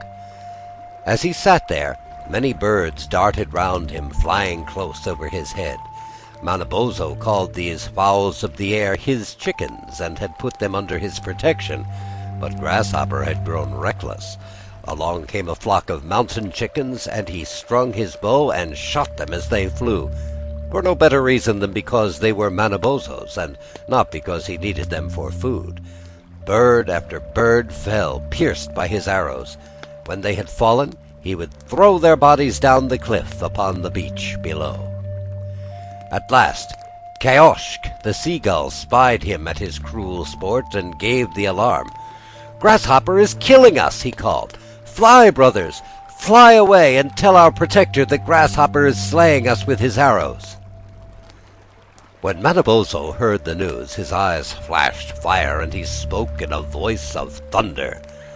"Grasshopper must die for this. He cannot escape me, though he fly to the ends of the earth. I shall follow, and visit my vengeance upon him." On his feet he bound his magic moccasins, with which at each stride he could step a full mile. On his hands he drew his magic mittens, with which at one blow he could shatter the hardest rock. Then he started in pursuit. Grasshopper had heard the warning call of the seagull, and knew it was time to be off. He too could run. So fleet of foot was he that he could shoot an arrow ahead of him and reach the spot where it fell before it dropped to earth. Also, he had the power to change himself into other shapes, and it was almost impossible to kill him. If, for example, he entered the body of a beaver, and the beaver was slain, no sooner had its flesh grown cold than the jibi, or spirit, of Grasshopper would leave the dead body, and Grasshopper would become a man again, ready for some new adventure. But at first he trusted to his legs and to his cunning. On rushed Manabozho, breathing vengeance. Swiftly, like a moving shadow, fled Grasshopper. Through the forest and across the fields he fled, faster than the hare. His pursuer was hot on the trail. Once he came upon the forest bed, where the grass was still warm and bent. But the Grasshopper, who had rested there, was far away. Once Manabozho, high on a mountain, spotted him in the meadow below. Grasshopper had shown himself on purpose, and mocked the great Manitou, and defied him. The truth is, Grasshopper was just a bit conceited. At last he grew tired of running. Not that his legs ached him or his feet were sore, but this kind of life was not much to his liking, and he kept his eye open for something new. Pretty soon he came to a stream where the water was backed up by some kind of dam so that it flooded the banks. Grasshopper had run about 1,000 miles that day, counting all the turns and twists. He was hot and dusty, and the pond with its water lilies and rushes looked cool and refreshing. From far away came a faint sound. It was the voice of Manabozho shouting his war cry. "Tiresome fellow," said Grasshopper. "I almost wish I were a beaver and lived there at the bottom of the pond where no one would disturb me." Then up popped the head of a beaver, who looked at him suspiciously. "Don't be alarmed. I left my bow and arrows over there in the grass," explained Grasshopper. "Besides, I was just thinking I would like to be a beaver myself. What do you say to that?" "I shall have to consult Amik, our chief," answered the friendly animal. Down he dived to the bottom, and pretty soon Amik's head appeared above the water, followed by the heads of 20 others. "Let me be one of you," said Grasshopper. "You have a pleasant home down there in the clear, cool water, and I am tired of the life I lead." Amik was pleased that such a strong, handsome young Indian should wish to join their company. "But I can help you," he answered, "only after you have plunged into the pond. Do you think you can change yourself into one of us?" "That is easy," said Grasshopper. He waded into the water up to his waist, and behold, he had a broad, flat tail. Deeper and deeper he went. As the water closed over his head, he became a beaver, with glossy black fur and webbed feet like a duck's. Down he sank with the others to the bottom, which was covered with heaps of logs and branches. "That," explained Amik, "is the food we have stored for the winter. We eat the bark, and soon you will be as fat as any of us." "But I want to be even fatter," said Grasshopper. "Fatter and 10 times as big." "As you please," agreed Amik. "We can help to make you just as big as you wish." They reached the lodge where the beavers lived, and entered the doorway, leading into a number of large rooms. Grasshopper selected the largest one for himself. "Now," he said, "bring me all the food I can eat, and when I am big enough, I will be your chief." The beavers were willing. They set to work getting quantities of the juiciest bark for Grasshopper, who was delighted with this lazy life and did little more than eat or sleep. Bigger and bigger he grew, till at last he was 10 times the size of Amik and could scarcely move around in his lodge. He was perfectly happy. But one day the beaver who kept watch up above among the rushes of the pond came swimming to the lodge in a state of great excitement. "The hunters are after us," he panted. "It is indeed Manabozho himself with his hunters. They are breaking down our dam." Even as he spoke, the water in the pond sank lower and lower. The next moment came the tramping of feet as the hunters leapt upon the roof of the lodge, trying to break it open. All the beavers but Grasshopper scattered out of the lodge and escaped into the stream, where they hid themselves in some deep pools or swam far down with the current. Grasshopper did his best to follow them, but he could not. The doorway was too small for his big, fat body. When he attempted to go through it, he found himself stuck fast. Then the roof gave away, and the head of an Indian appeared. "Taiyao!" he called. "Toot Taiyao! See what's here? This must be Mish-o-mik, the king of the beavers." Manabozho came and gave one look. "It's Grasshopper!" he cried. "I can see through his tricks. It's Grasshopper in the skin of a beaver." Then they fell upon him with their clubs, and 8 tall Indians, having swung his limp carcass upon poles, carried it off in triumph through the woods. But his jibi, or spirit, was still in the body of the beaver, and struggled to escape. The Indians bore him to their lodges and prepared to make a feast.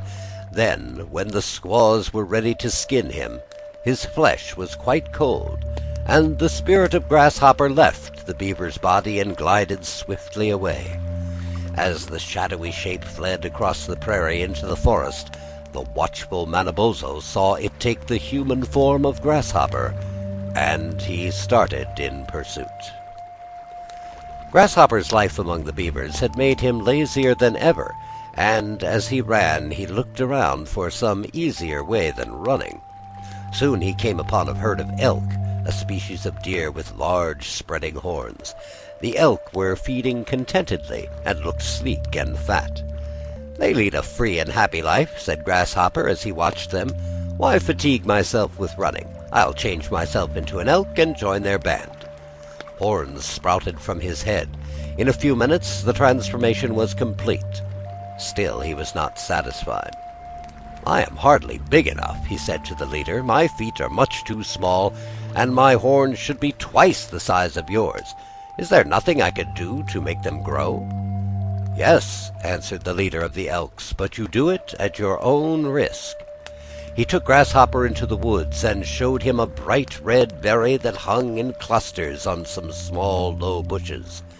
"Eat these," he said, "and nothing else, and your horns and feet will soon be much bigger than ours. However, it would be wise if you did not eat too many of them." The berries were delicious. Grasshopper felt that he could not get enough, and he ate them greedily whenever he could find them. Before long his feet had grown so large and heavy he could hardly keep up with the herd, while his horns had such a huge spread that he sometimes found them rather in his way. One cold day the herd went into the woods for shelter. Pretty soon some of the elks who had lingered behind came rushing by with snorts of alarm. Hunters were pursuing them. "Run!" called out the leader to Grasshopper. "Follow us out onto the prairie where the Indians cannot catch us." Grasshopper tried to follow them, but his big feet weighted him down, and he ran slowly. Then, as he plunged madly through a thicket, his spreading horns were entangled in some low branches that held him fast. Already several arrows had whizzed by him. Another pierced his heart, and he sank to the ground. Along came the hunters with a whoop. "Tao!" they exclaimed when they saw the enormous elk. "It is he who made the large tracks on the prairie. Tao!" As they were skinning him, Manabozho joined the party. At that moment, the jibi, or spirit of Grasshopper, escaped through the mouth of the dead elk and passed swiftly to the open plains, like a puff of white smoke driven before the wind. Then, as Manabozho watched it melt away, he saw once more the mortal shape of Grasshopper, and once more he followed after, breathing vengeance. As Grasshopper ran on, a new thought came into his head. Above him, in the clear blue sky, the birds wheeled and soared. "There is the place for me," he said, "far up in the sky. Let me have wings, and I can laugh at Manabozho." Ahead of him was a lake. Approaching it, he saw a flock of wild geese, known as brant, feeding among the rushes. "Ha!" said Grasshopper, admiring them as they sailed smoothly here and there. "They will soon be winging their way to the north. I would like to fly in their company." He spoke to them, calling them Pishniku, his brothers, and they consented to receive him as one of the flock. So he floated on his back till feathers sprouted on him, and he became a brant with a broad black beak and a tail that would guide him through the air as a rudder steers a ship. Greedy as ever, he fed long after the others had had enough, so that he soon grew to be the biggest brant ever seen. His beak looked like the paddles of a canoe. When he spread his wings, they were as large as two large apukwa, or mats. The wild geese stared at him in astonishment. "You must fly the lead," they said. "No," answered Grasshopper, "I would rather fly behind." "As you please," they told him, "but you will have to be careful. By all means keep your head and neck straight out before you, and do not look down as you fly, or you may meet with an accident." It was a beautiful sight to see them flap their wings, stretch their long necks, and rise with a whir from the lake, mounting the wind and rushing on before it. They flew with a breeze from the south, faster and faster, till their speed was like the flight of an arrow. One day, passing over a village, they could hear the people shouting. The Indians were amazed at the size of the big brant flying in the rear of the flock. Yelling as loud as they could yell, their cries made Grasshopper curious. One voice especially seemed familiar to him, and he could not resist the temptation to draw in his neck and stretch it down toward the earth. As he did so, the strong wind caught his tail and turned him over and over. In vain he tried to recover his balance. The wind whirled him round and round as it whirls a leaf. The earth came nearer, and the shouts of the Indians grew louder in his ears. At last he fell with a thud and lay lifeless. It was a fine feast of wild goose that had dropped so suddenly from the skies. The hungry Indians pounced on him and began to pluck his feathers. This was the very village where Grasshopper had once lived. Little had he dreamed that he would ever return to supply it with such a dinner at which he himself was to be the best dish. But again his jibi, or spirit, went forth, and fled in the form of Grasshopper. Again Manabozho, shouting his war cry, followed after. Grasshopper had now come to the desert places, where there were few trees and no signs of animal life. Manabozho was gaining on him, and he must play some new trick. Coming at last to a tall pine tree growing in the rock, he climbed it, pulled off all the green needles, and scattered them about, leaving the branches quite bare. Then he took to his heels again. When Manabozho came, the pine spoke to him, saying, "See what Grasshopper has done. Without my foliage I am sure to die. Great Manitou, I pray you give me back my green dress." Manabozho, who loves and protects all trees, had pity on the pine. He collected the scattered needles and restored them to the branches. Then he hastened on with such speed that he overtook Grasshopper and put his hand out to clutch him. But Grasshopper stepped quickly aside and spun round and round on one leg in his whirlwind dance, till the air all about was filled with leaves and sand. In the midst of this whirlwind he sprang into a hollow tree and changed himself into a snake.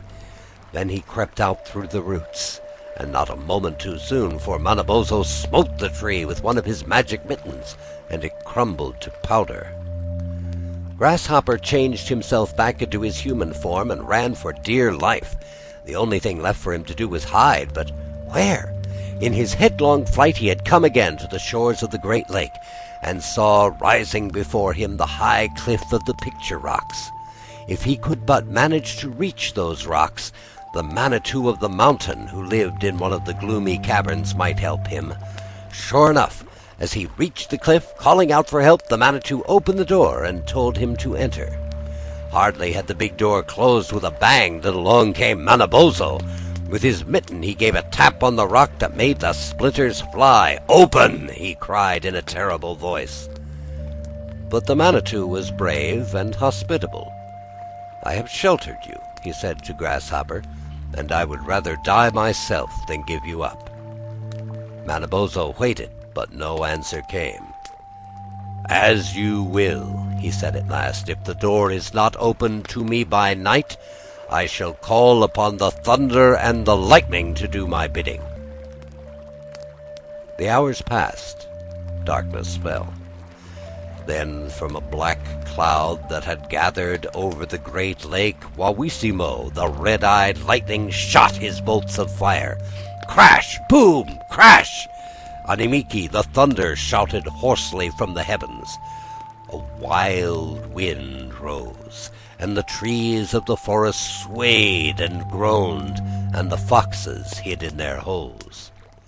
Wawissimo, the lightning, leapt from the black cloud and darted at the cliff.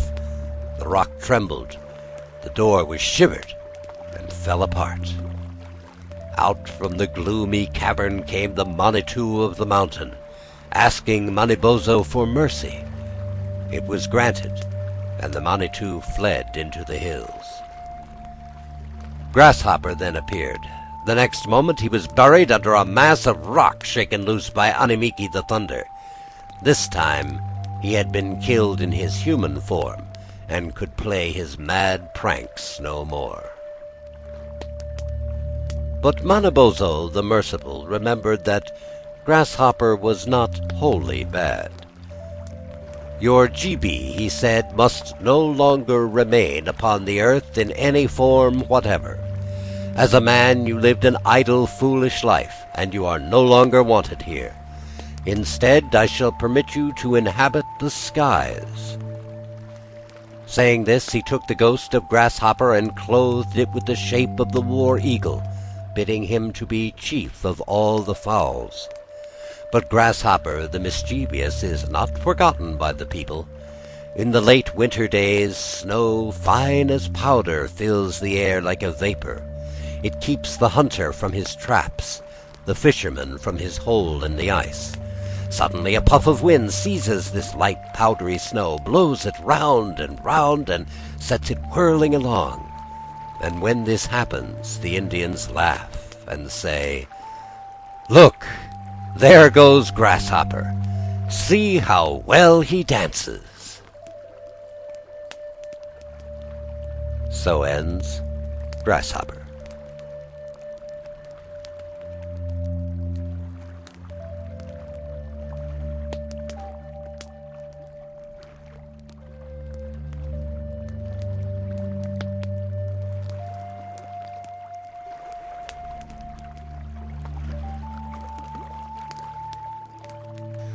Mish-o-sha, the Magician.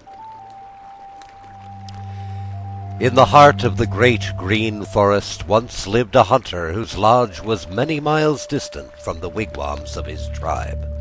His wife had long since died, and he dwelt there all alone with his 2 young sons, who grew up as best they could without a mother's care.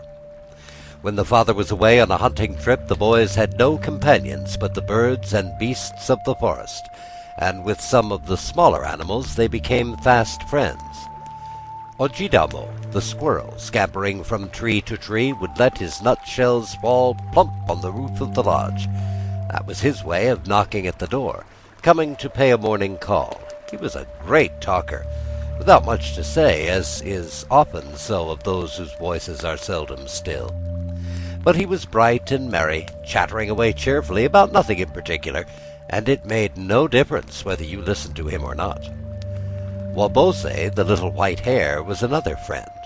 One winter's day, when forest food was scarce, Oniota, the lynx, was about to pounce on him when the boy's father let fly an arrow, and Onotia was no longer interested in little white hares.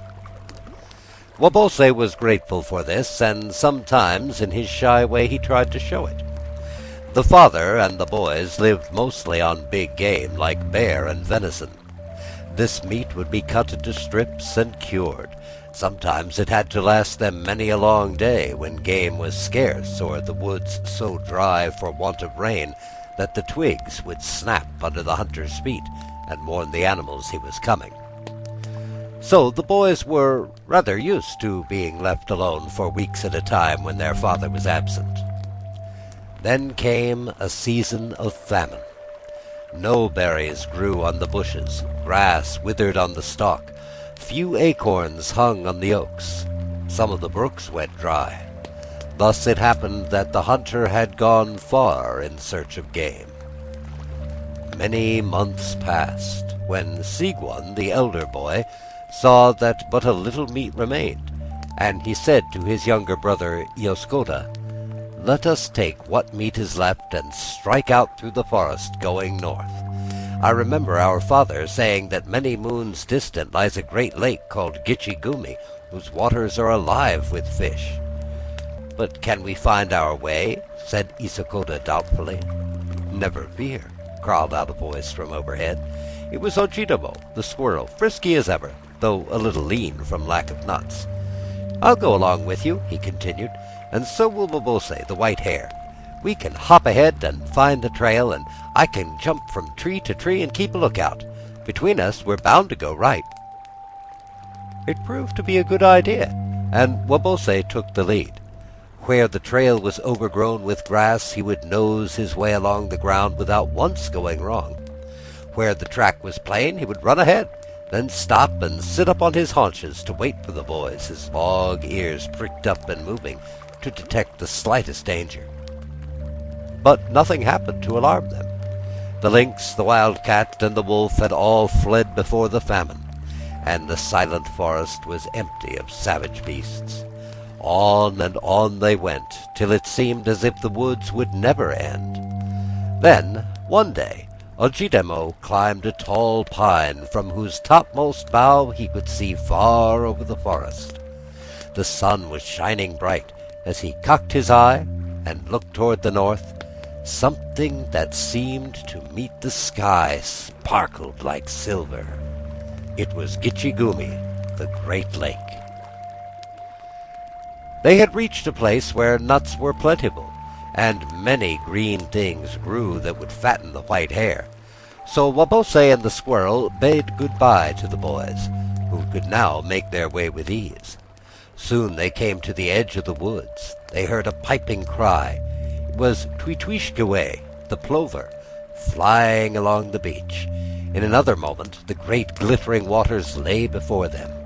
Sigwan, with his sharp hunting knife, cut a limb from an ash tree and made a bow. From an oak bough he whittled some arrows, which he tipped with flint. He found feathers fallen from a gull's wing for the shaft. A strip cut from his deerskin shirt supplied the bowstring. Then, giving the bow and arrow to Iascoda to practice with, he gathered some seed pods from the wild rose to stay their hunger.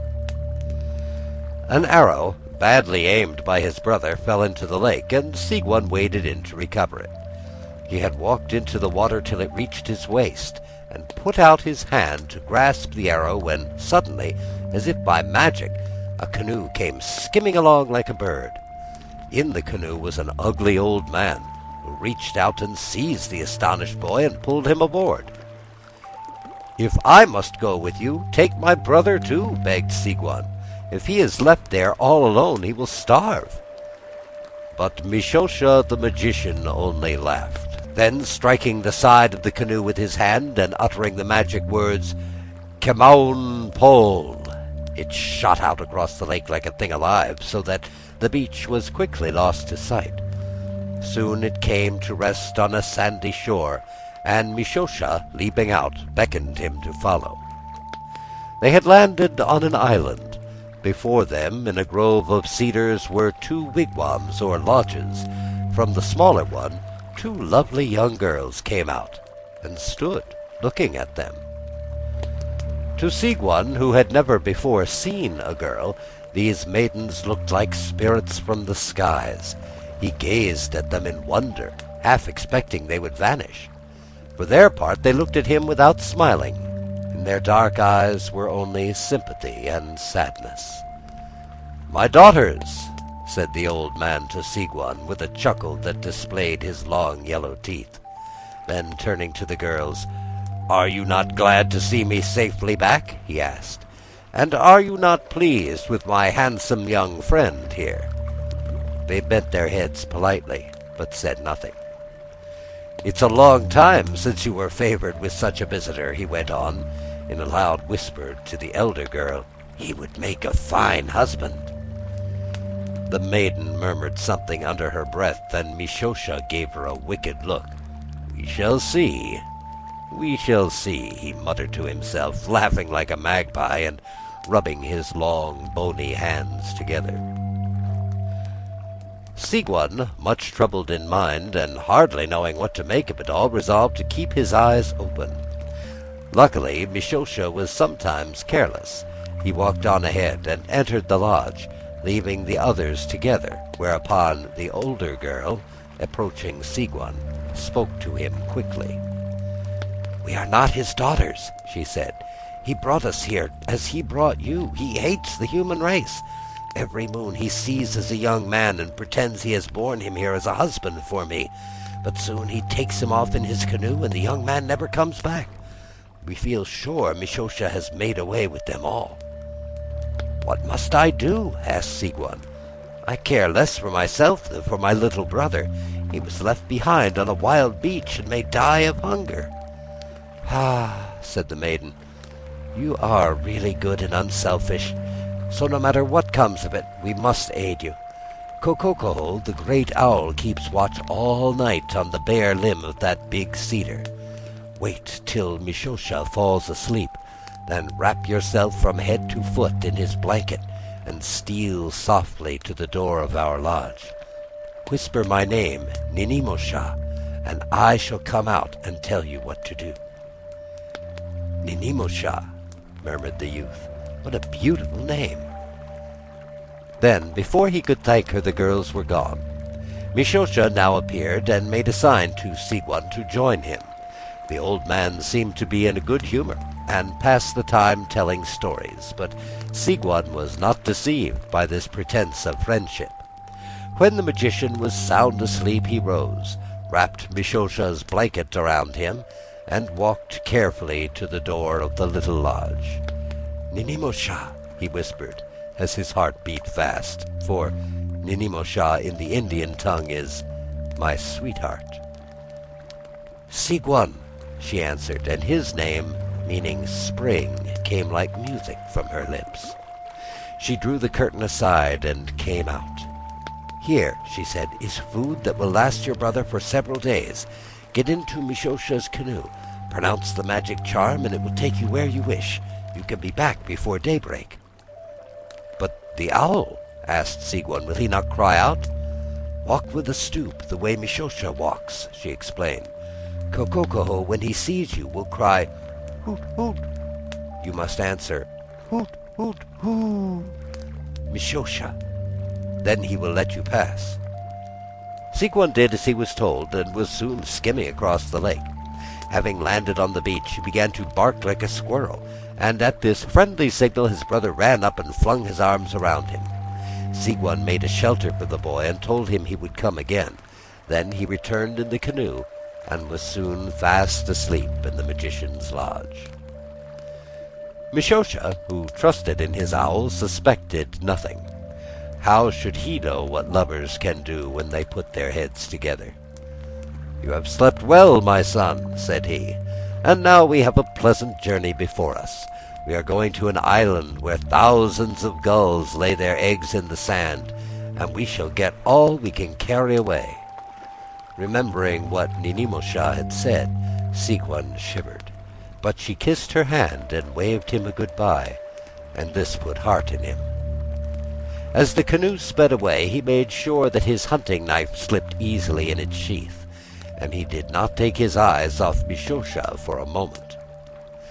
When they reached the island, the gulls rose in great numbers and flew screaming over their heads.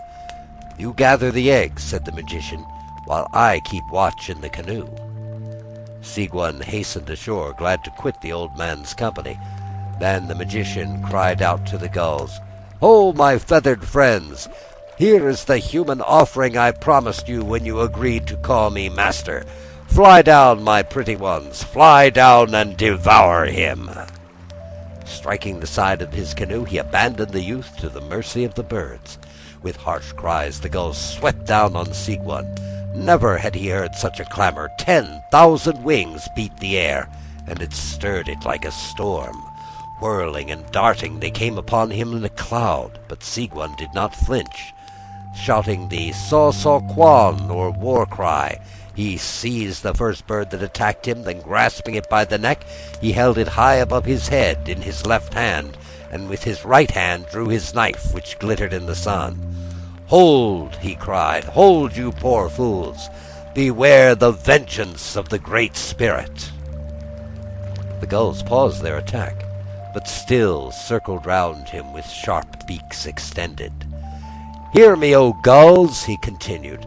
"The Great Spirit gave you life that you might serve mankind. Slay me, and you slay one made to rule over all the beasts and birds. I tell you, beware!" "But Mish-o-sha is all-powerful," screamed the gulls. "He has bidden us to destroy you." "Mish-o-sha is no Manitou," answered Sigwon. "He is only a wicked magician who would use you for his own evil ends. Bear me on your wings back to his island, for it is he who must be destroyed." Then the gulls, persuaded that Mish-o-sha had tricked them, drew closer together, that the youth might lie upon their backs. Rising on the wind, they carried him across the waters, setting him down gently by the lodge before the magician had arrived there. Ninimosha rejoiced when she saw it was really Sigwon. "I was not mistaken in you," she told him. "It is plain that the Great Spirit protects you, but Mish-o-sha will try again, so be on your guard."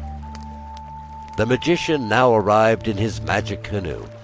When he saw Sigwon, he tried to smile pleasantly, but having had little practice in thinking kind thoughts, he only grinned like a gargoyle, which, excepting perhaps the hyena, has the most painful possible smile.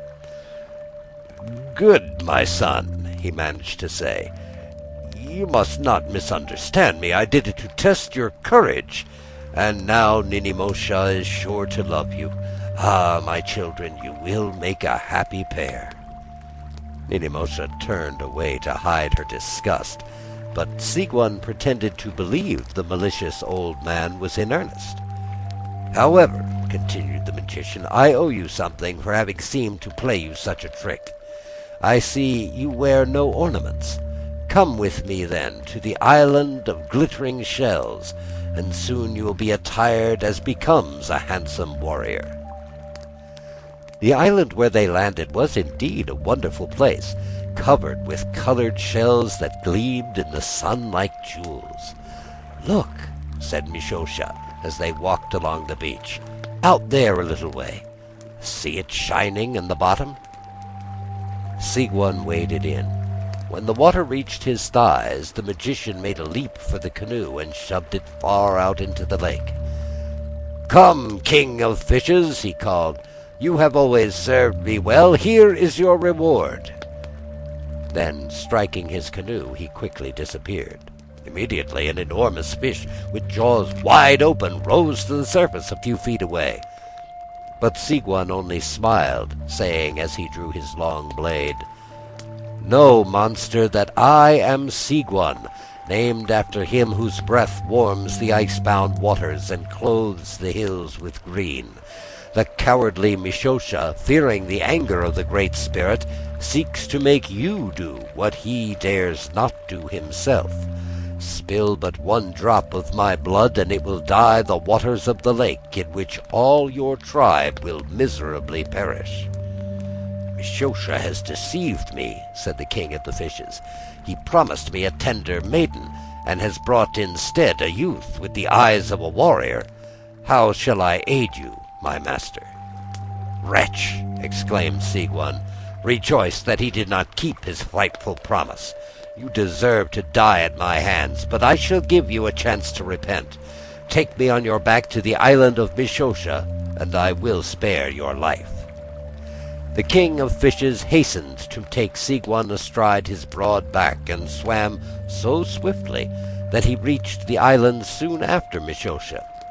The magician was explaining to Ninimosha how the youth had fallen from the canoe into the jaws of a big fish, when along came Sigwon himself, strolling up from the lake as if he had returned from an everyday excursion.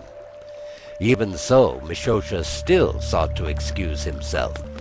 "My daughter," said he, "I was only trying to find out how much you cared for him." But all the while he was saying to himself that the next time he would not fail. And the next time was to be the very next day. "My owl is growing old and cannot live much longer," he explained. "I should like to catch a young eagle and tame him. Will you help me?" Sigwon consented, and went with him in the magic canoe to a rocky point of land reaching out into the lake. There in the fork of a tall pine was an eagle's nest, in which there were some young eagles who could not yet fly. "Quick," said Mish-o-sha, "climb the tree before the old birds return." Sigwon had almost reached the nest when the magician spoke to the pine, commanding it to grow taller. At once it began to rise until it was so high and swayed so in the wind that he felt it would take all his courage to get down again. At the same time, the magician uttered a peculiar cry, at which the father and mother eagles came swooping from the clouds to protect their young. "Ho, ho!" laughed Mish-o-sha. "This time I have made no mistake. Either you will fall and break your neck, or the eagles will scratch your eyes out." Striking his canoe, he vanished in the mist.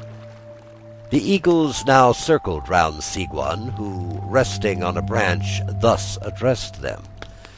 "My brothers, behold the eagle's feather in my hair.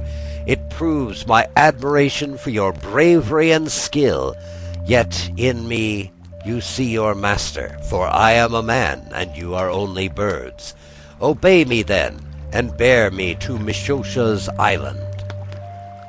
This praise pleased the eagles, who respected the youth's cool courage. Mounting on the back of the enormous male bird, Sigwan was borne through the air and set down safely on the enchanted island. Mish-o-sha now saw that neither bird nor beast would harm this handsome youth, who seemed to be protected by some powerful Manitou. It must be done some other way.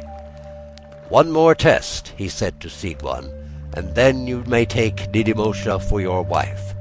But first you must prove your skill as a hunter. Come." They made a lodge in the forest, and Mish-o-sha by his magic caused a snowstorm with a stinging gale from the north, like a flight of icy arrows.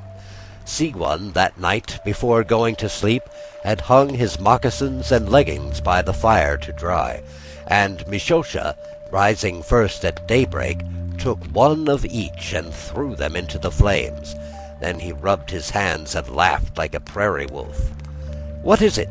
asked Sigwan, sitting up. "Alas, my son, it was just too late. This is the season of the moon, when fire attracts all things. It has drawn to it one of your moccasins and leggings and destroyed them. Yo, I should have warned you." Sigwan held his tongue, though the thing was plain enough. Mish-o-sha meant that he should freeze to death. But Sigwan, praying silently to his Manitou for aid, took from the fireplace a charred stick with which he blackened one leg and foot, murmuring at the same time a charm. Then, putting on his remaining moccasin and legging, he was ready for the hunt. Their way led through snow and ice, into thickets of thorn, and over bogs half frozen, where Sigwan sank to his knees. But his prayer had been heard. The charm worked, and the youth walked on dry-shod. With his first arrow, he slew a bear. "Now," he said, looking the magician full in the eye, "I see you are suffering from the cold. Let us go back to your island."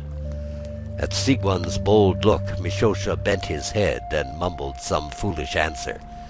At last he had met his match, and he knew it. "Take up the bear on your shoulders," commanded Sigwan. Again the magician obeyed. For the first time they returned together to the island, where the two young girls looked on in amazement to see the proud Mish-o-sha staggering under the weight of the bear, grunting in helpless rage. "His power is broken," agreed Nidimosha, when Sigwan had told her all. "But we shall never sleep in safety until we are really rid of him. What is best to do?" They put their heads together, and when they had talked it over, Nidimosha laughed merrily. "He deserves a greater punishment," she said.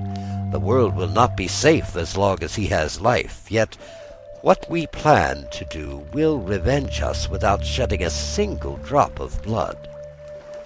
The next day Sigwan said to the magician, "It is time that we rescued my brother, whom we left all alone on the beach. Come with me." Mish-o-sha made a wry face, but prepared to go. Landing on the beach, they soon spied the boy, who joyfully clambered into the canoe. Then Sigwan said to the old man, "Those red willows over on the bank would make a good smoking mixture. Could you manage to climb up there and cut me some?" "To be sure, my son, to be sure," answered Mish-o-sha, walking rapidly toward the willows. "I am not so weak and good for nothing as you seem to think." Sigwon struck the canoe with his hand, pronouncing the magic words Kimaun Pol, and away it went with the two brothers aboard, leaving the magician high and dry and gnashing his yellow teeth.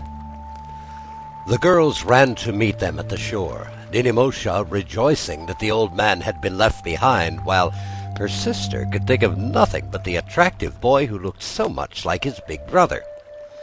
"But Mish-o-sha can call the canoe back to him," said Ninemosha, "until a way is found to break the charm.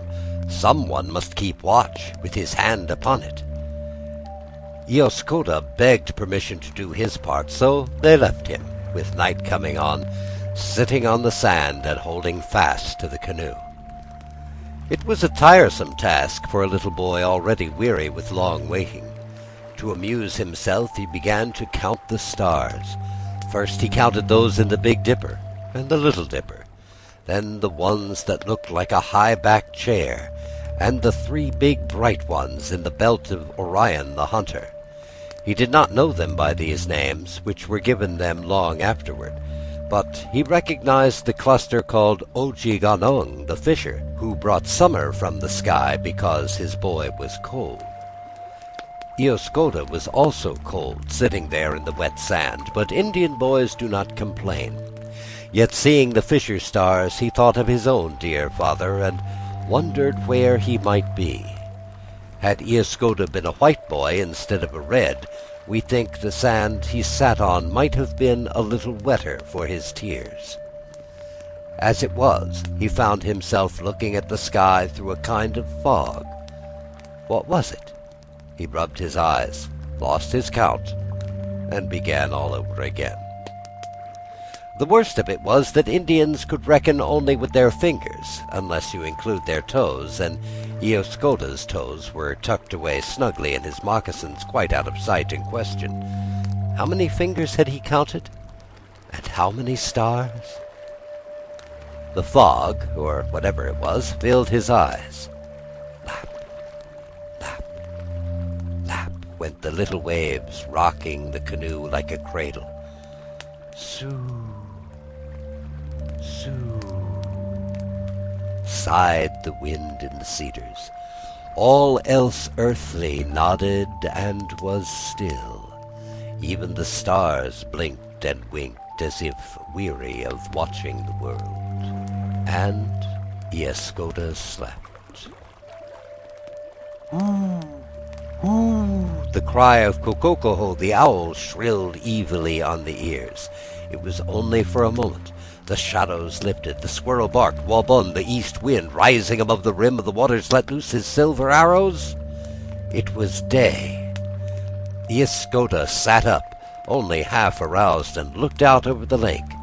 Was he still on the wild beach, waiting for his brother? Then he remembered, and gave a guilty start. The canoe was gone. Gone, but come again.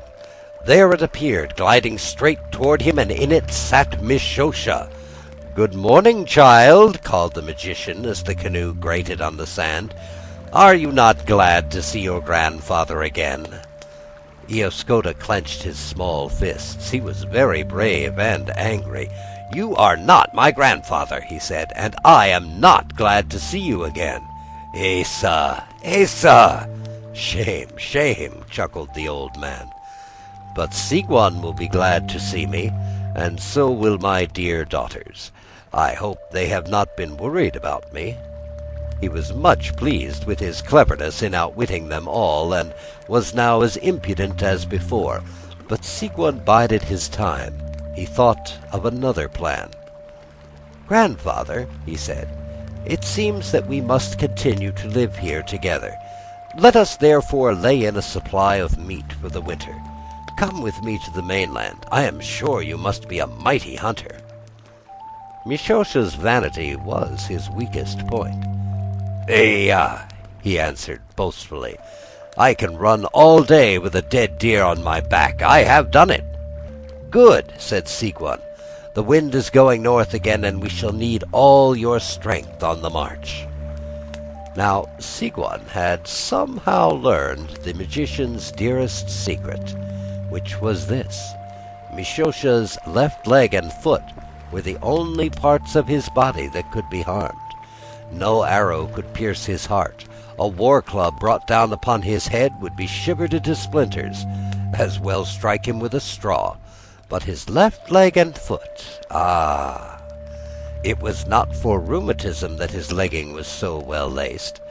And why did he always sit down with his left foot tucked up under him? Why indeed, Sigwan had found the answer. They made a rude lodge in the forest, just as they had done before, and again it became bitter cold, only this time it was Sigwan that brought the storm. He could not help laughing. There was the blazing fire, and there on the couch was Mish-o-sha, sound asleep. Sigwan softly rose, took both the magician's moccasins and leggings, and threw them into the flames. "Get up, grandfather," he called. "It is the season when fire attracts all things, and I fear you have lost something you may need." When Mish-o-sha saw what had happened, he looked so frightened that Sigwan was almost sorry for him. But remembering Ninimosha and his little brother, he could think no other way. "We must be going," he said. They set out through the snow. My, how cold it was! Mish-o-sha began to run, thinking this would help, while Sigwan followed, fearing that if he led, the magician might send an arrow through his back. After running for an hour, the magician was quite out of breath, and his legs and feet were growing numb and stiff. They had come to the edge of the forest and reached the shore of the lake. Here Mish-o-sha stopped. When he tried to take another step, he could not lift his feet. How heavy they had grown! He tried again, but something strange had happened. His toes sank into the sand and took the form of roots. The feathers in his hair, and then the hair itself, changed gradually into leaves. His outstretched arms were branches swaying in the wind. Bark appeared on his body. Sigwan looked and wondered. That which had been Mish-o-sha was no longer a man, but a tree. A sycamore hung with button balls, leaning crookedly toward the lake. At last the wicked old magician had met his master. No more would his evil spell be cast on the young and innocent. Sigwan lingered for a moment to make sure that Mish-o-sha would not come to life. Then he took his way across the water, where the others waited anxiously for him and were told the good news. "Mish-o-sha is no more," said Sigwan. "He can never harm us again. Let us leave this place where we have suffered so much and make our home on the mainland." So together they went forth, his sweetheart, her sister, and the boy, with Sigwan showing the way. The trail he took led them again into the great forest, and once more to the lodge from which he had set out, and there they lived happily the rest of their days. So ends Mish-o-sha, the magician.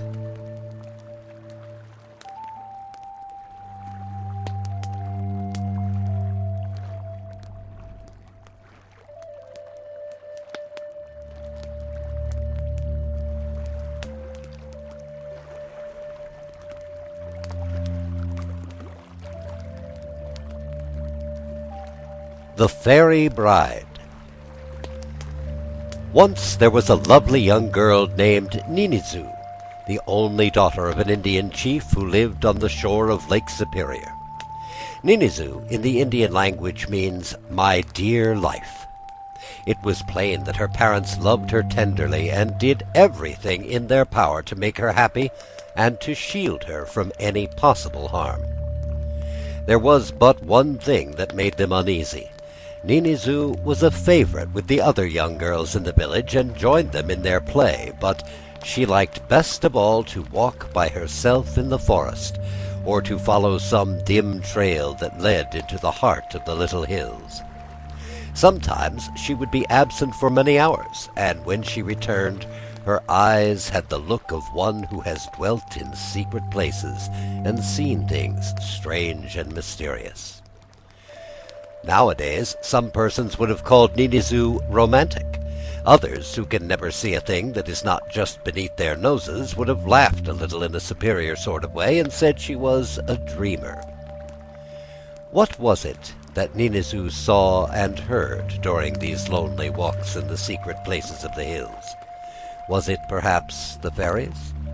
She did not say, but her mother, who wished her to be more like other girls, and who would have liked to see her marry and settle down, was much disturbed in mind.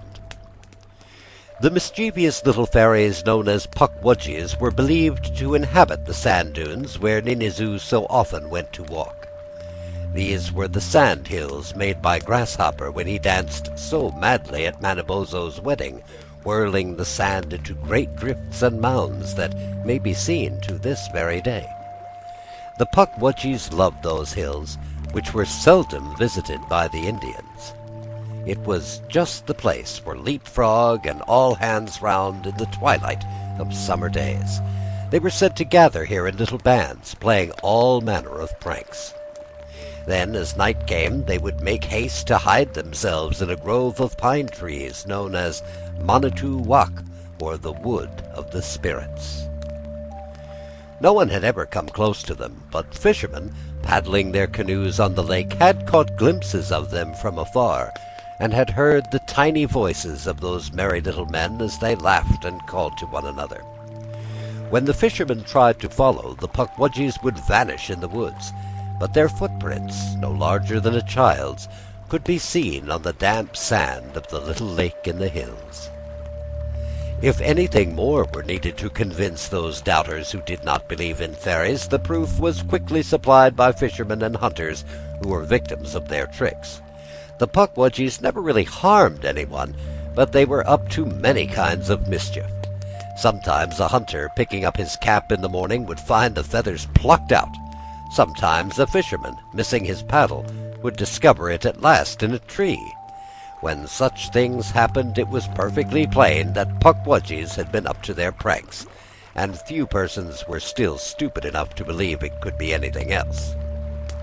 Ninizu had her own ideas concerning these little men, for she, like Morning Glory, had often listened to the tales that old Iagoo told. One of those stories was the story of a happy land, a far-off place where it was always summer, where no one wept or suffered sorrow. It was for this land that she sighed. It filled her thoughts by day when she sought the secret places in the hills and sat in some lonely spot listening to the mysterious voices that whispered in the breeze. Where was this happy land, this place without pain or care? Tired out at night, she would sink into her bed. Then, from their hiding places, would come stealing the small messengers of Weens, the spirit of sleep. These kindly gnomes, too small for the human eye to see, crept quickly up the face of the weary Ninizu and tapped gently on her forehead with their tiny war clubs, called pubgamauguns.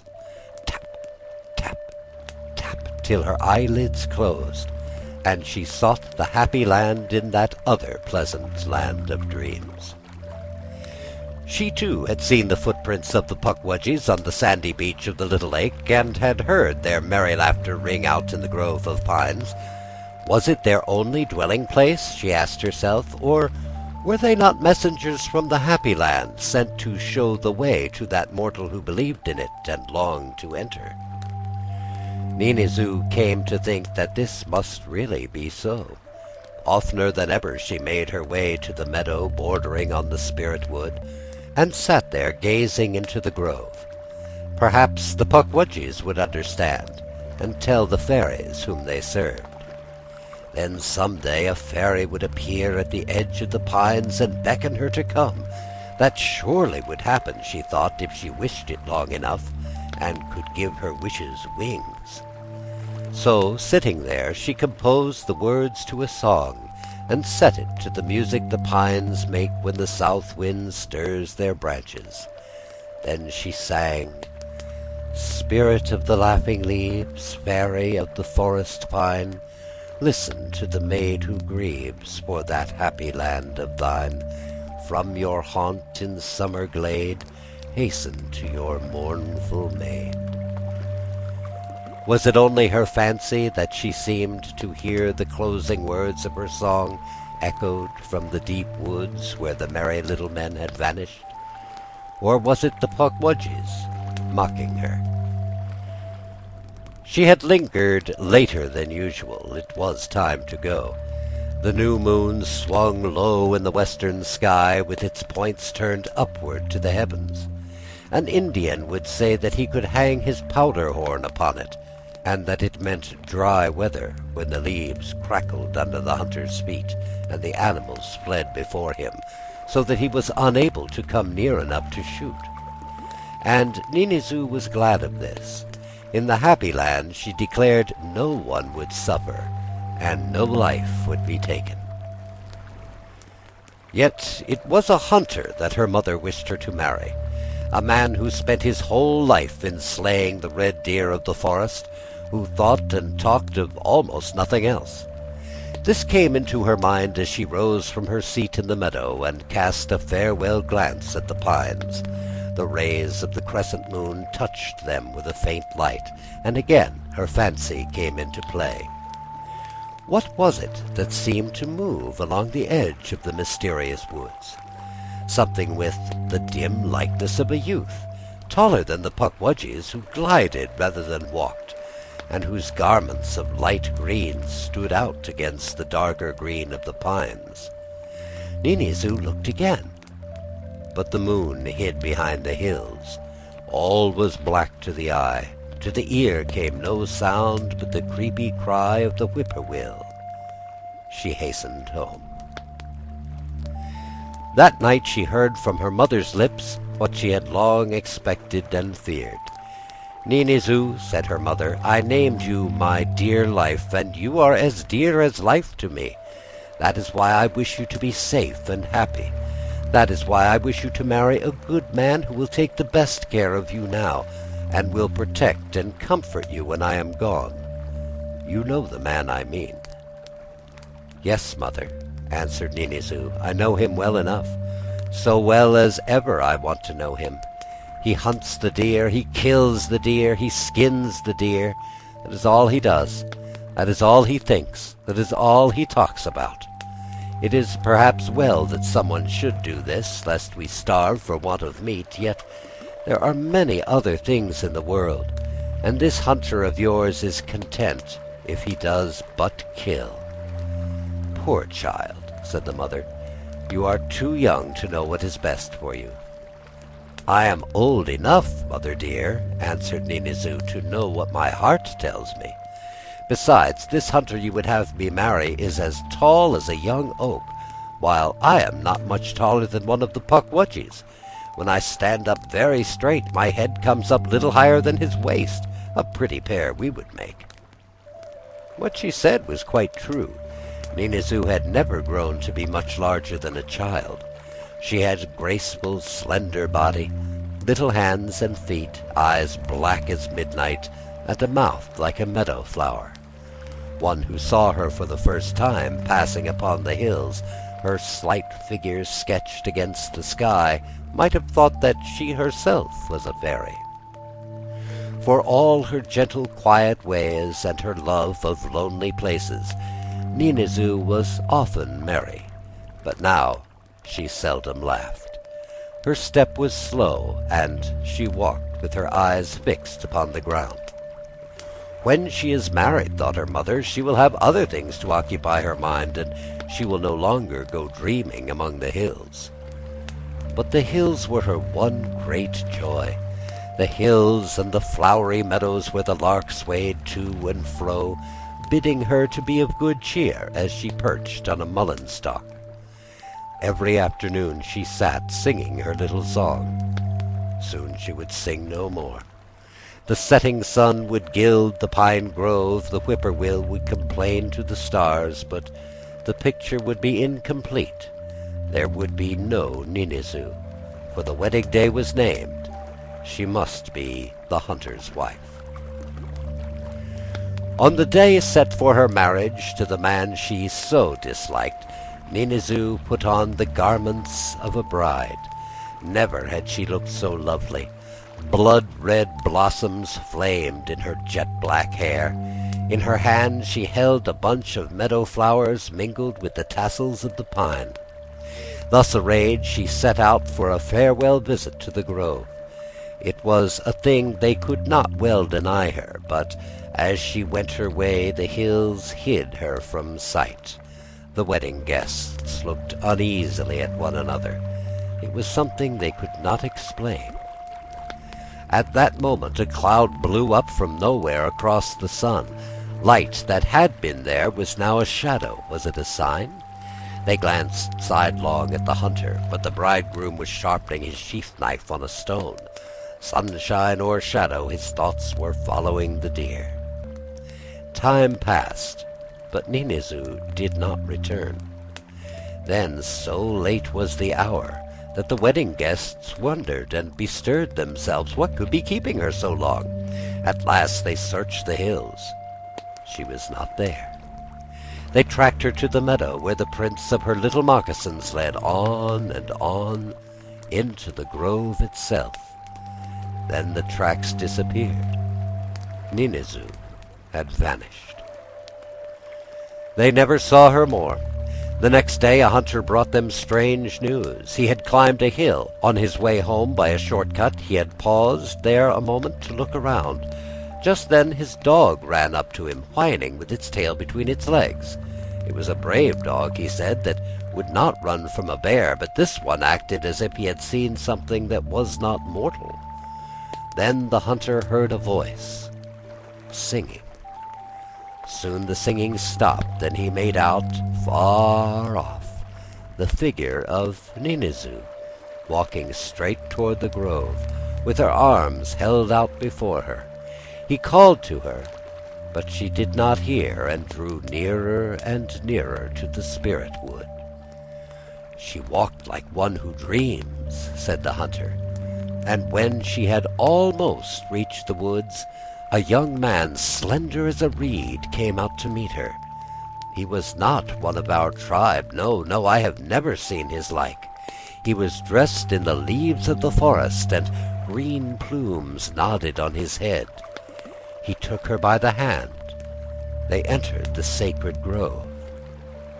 There is no doubt that he was a fairy, the fairy Evergreen. There is nothing more. I have finished. So, Ninizu became a bride after all. So ends The Fairy Bride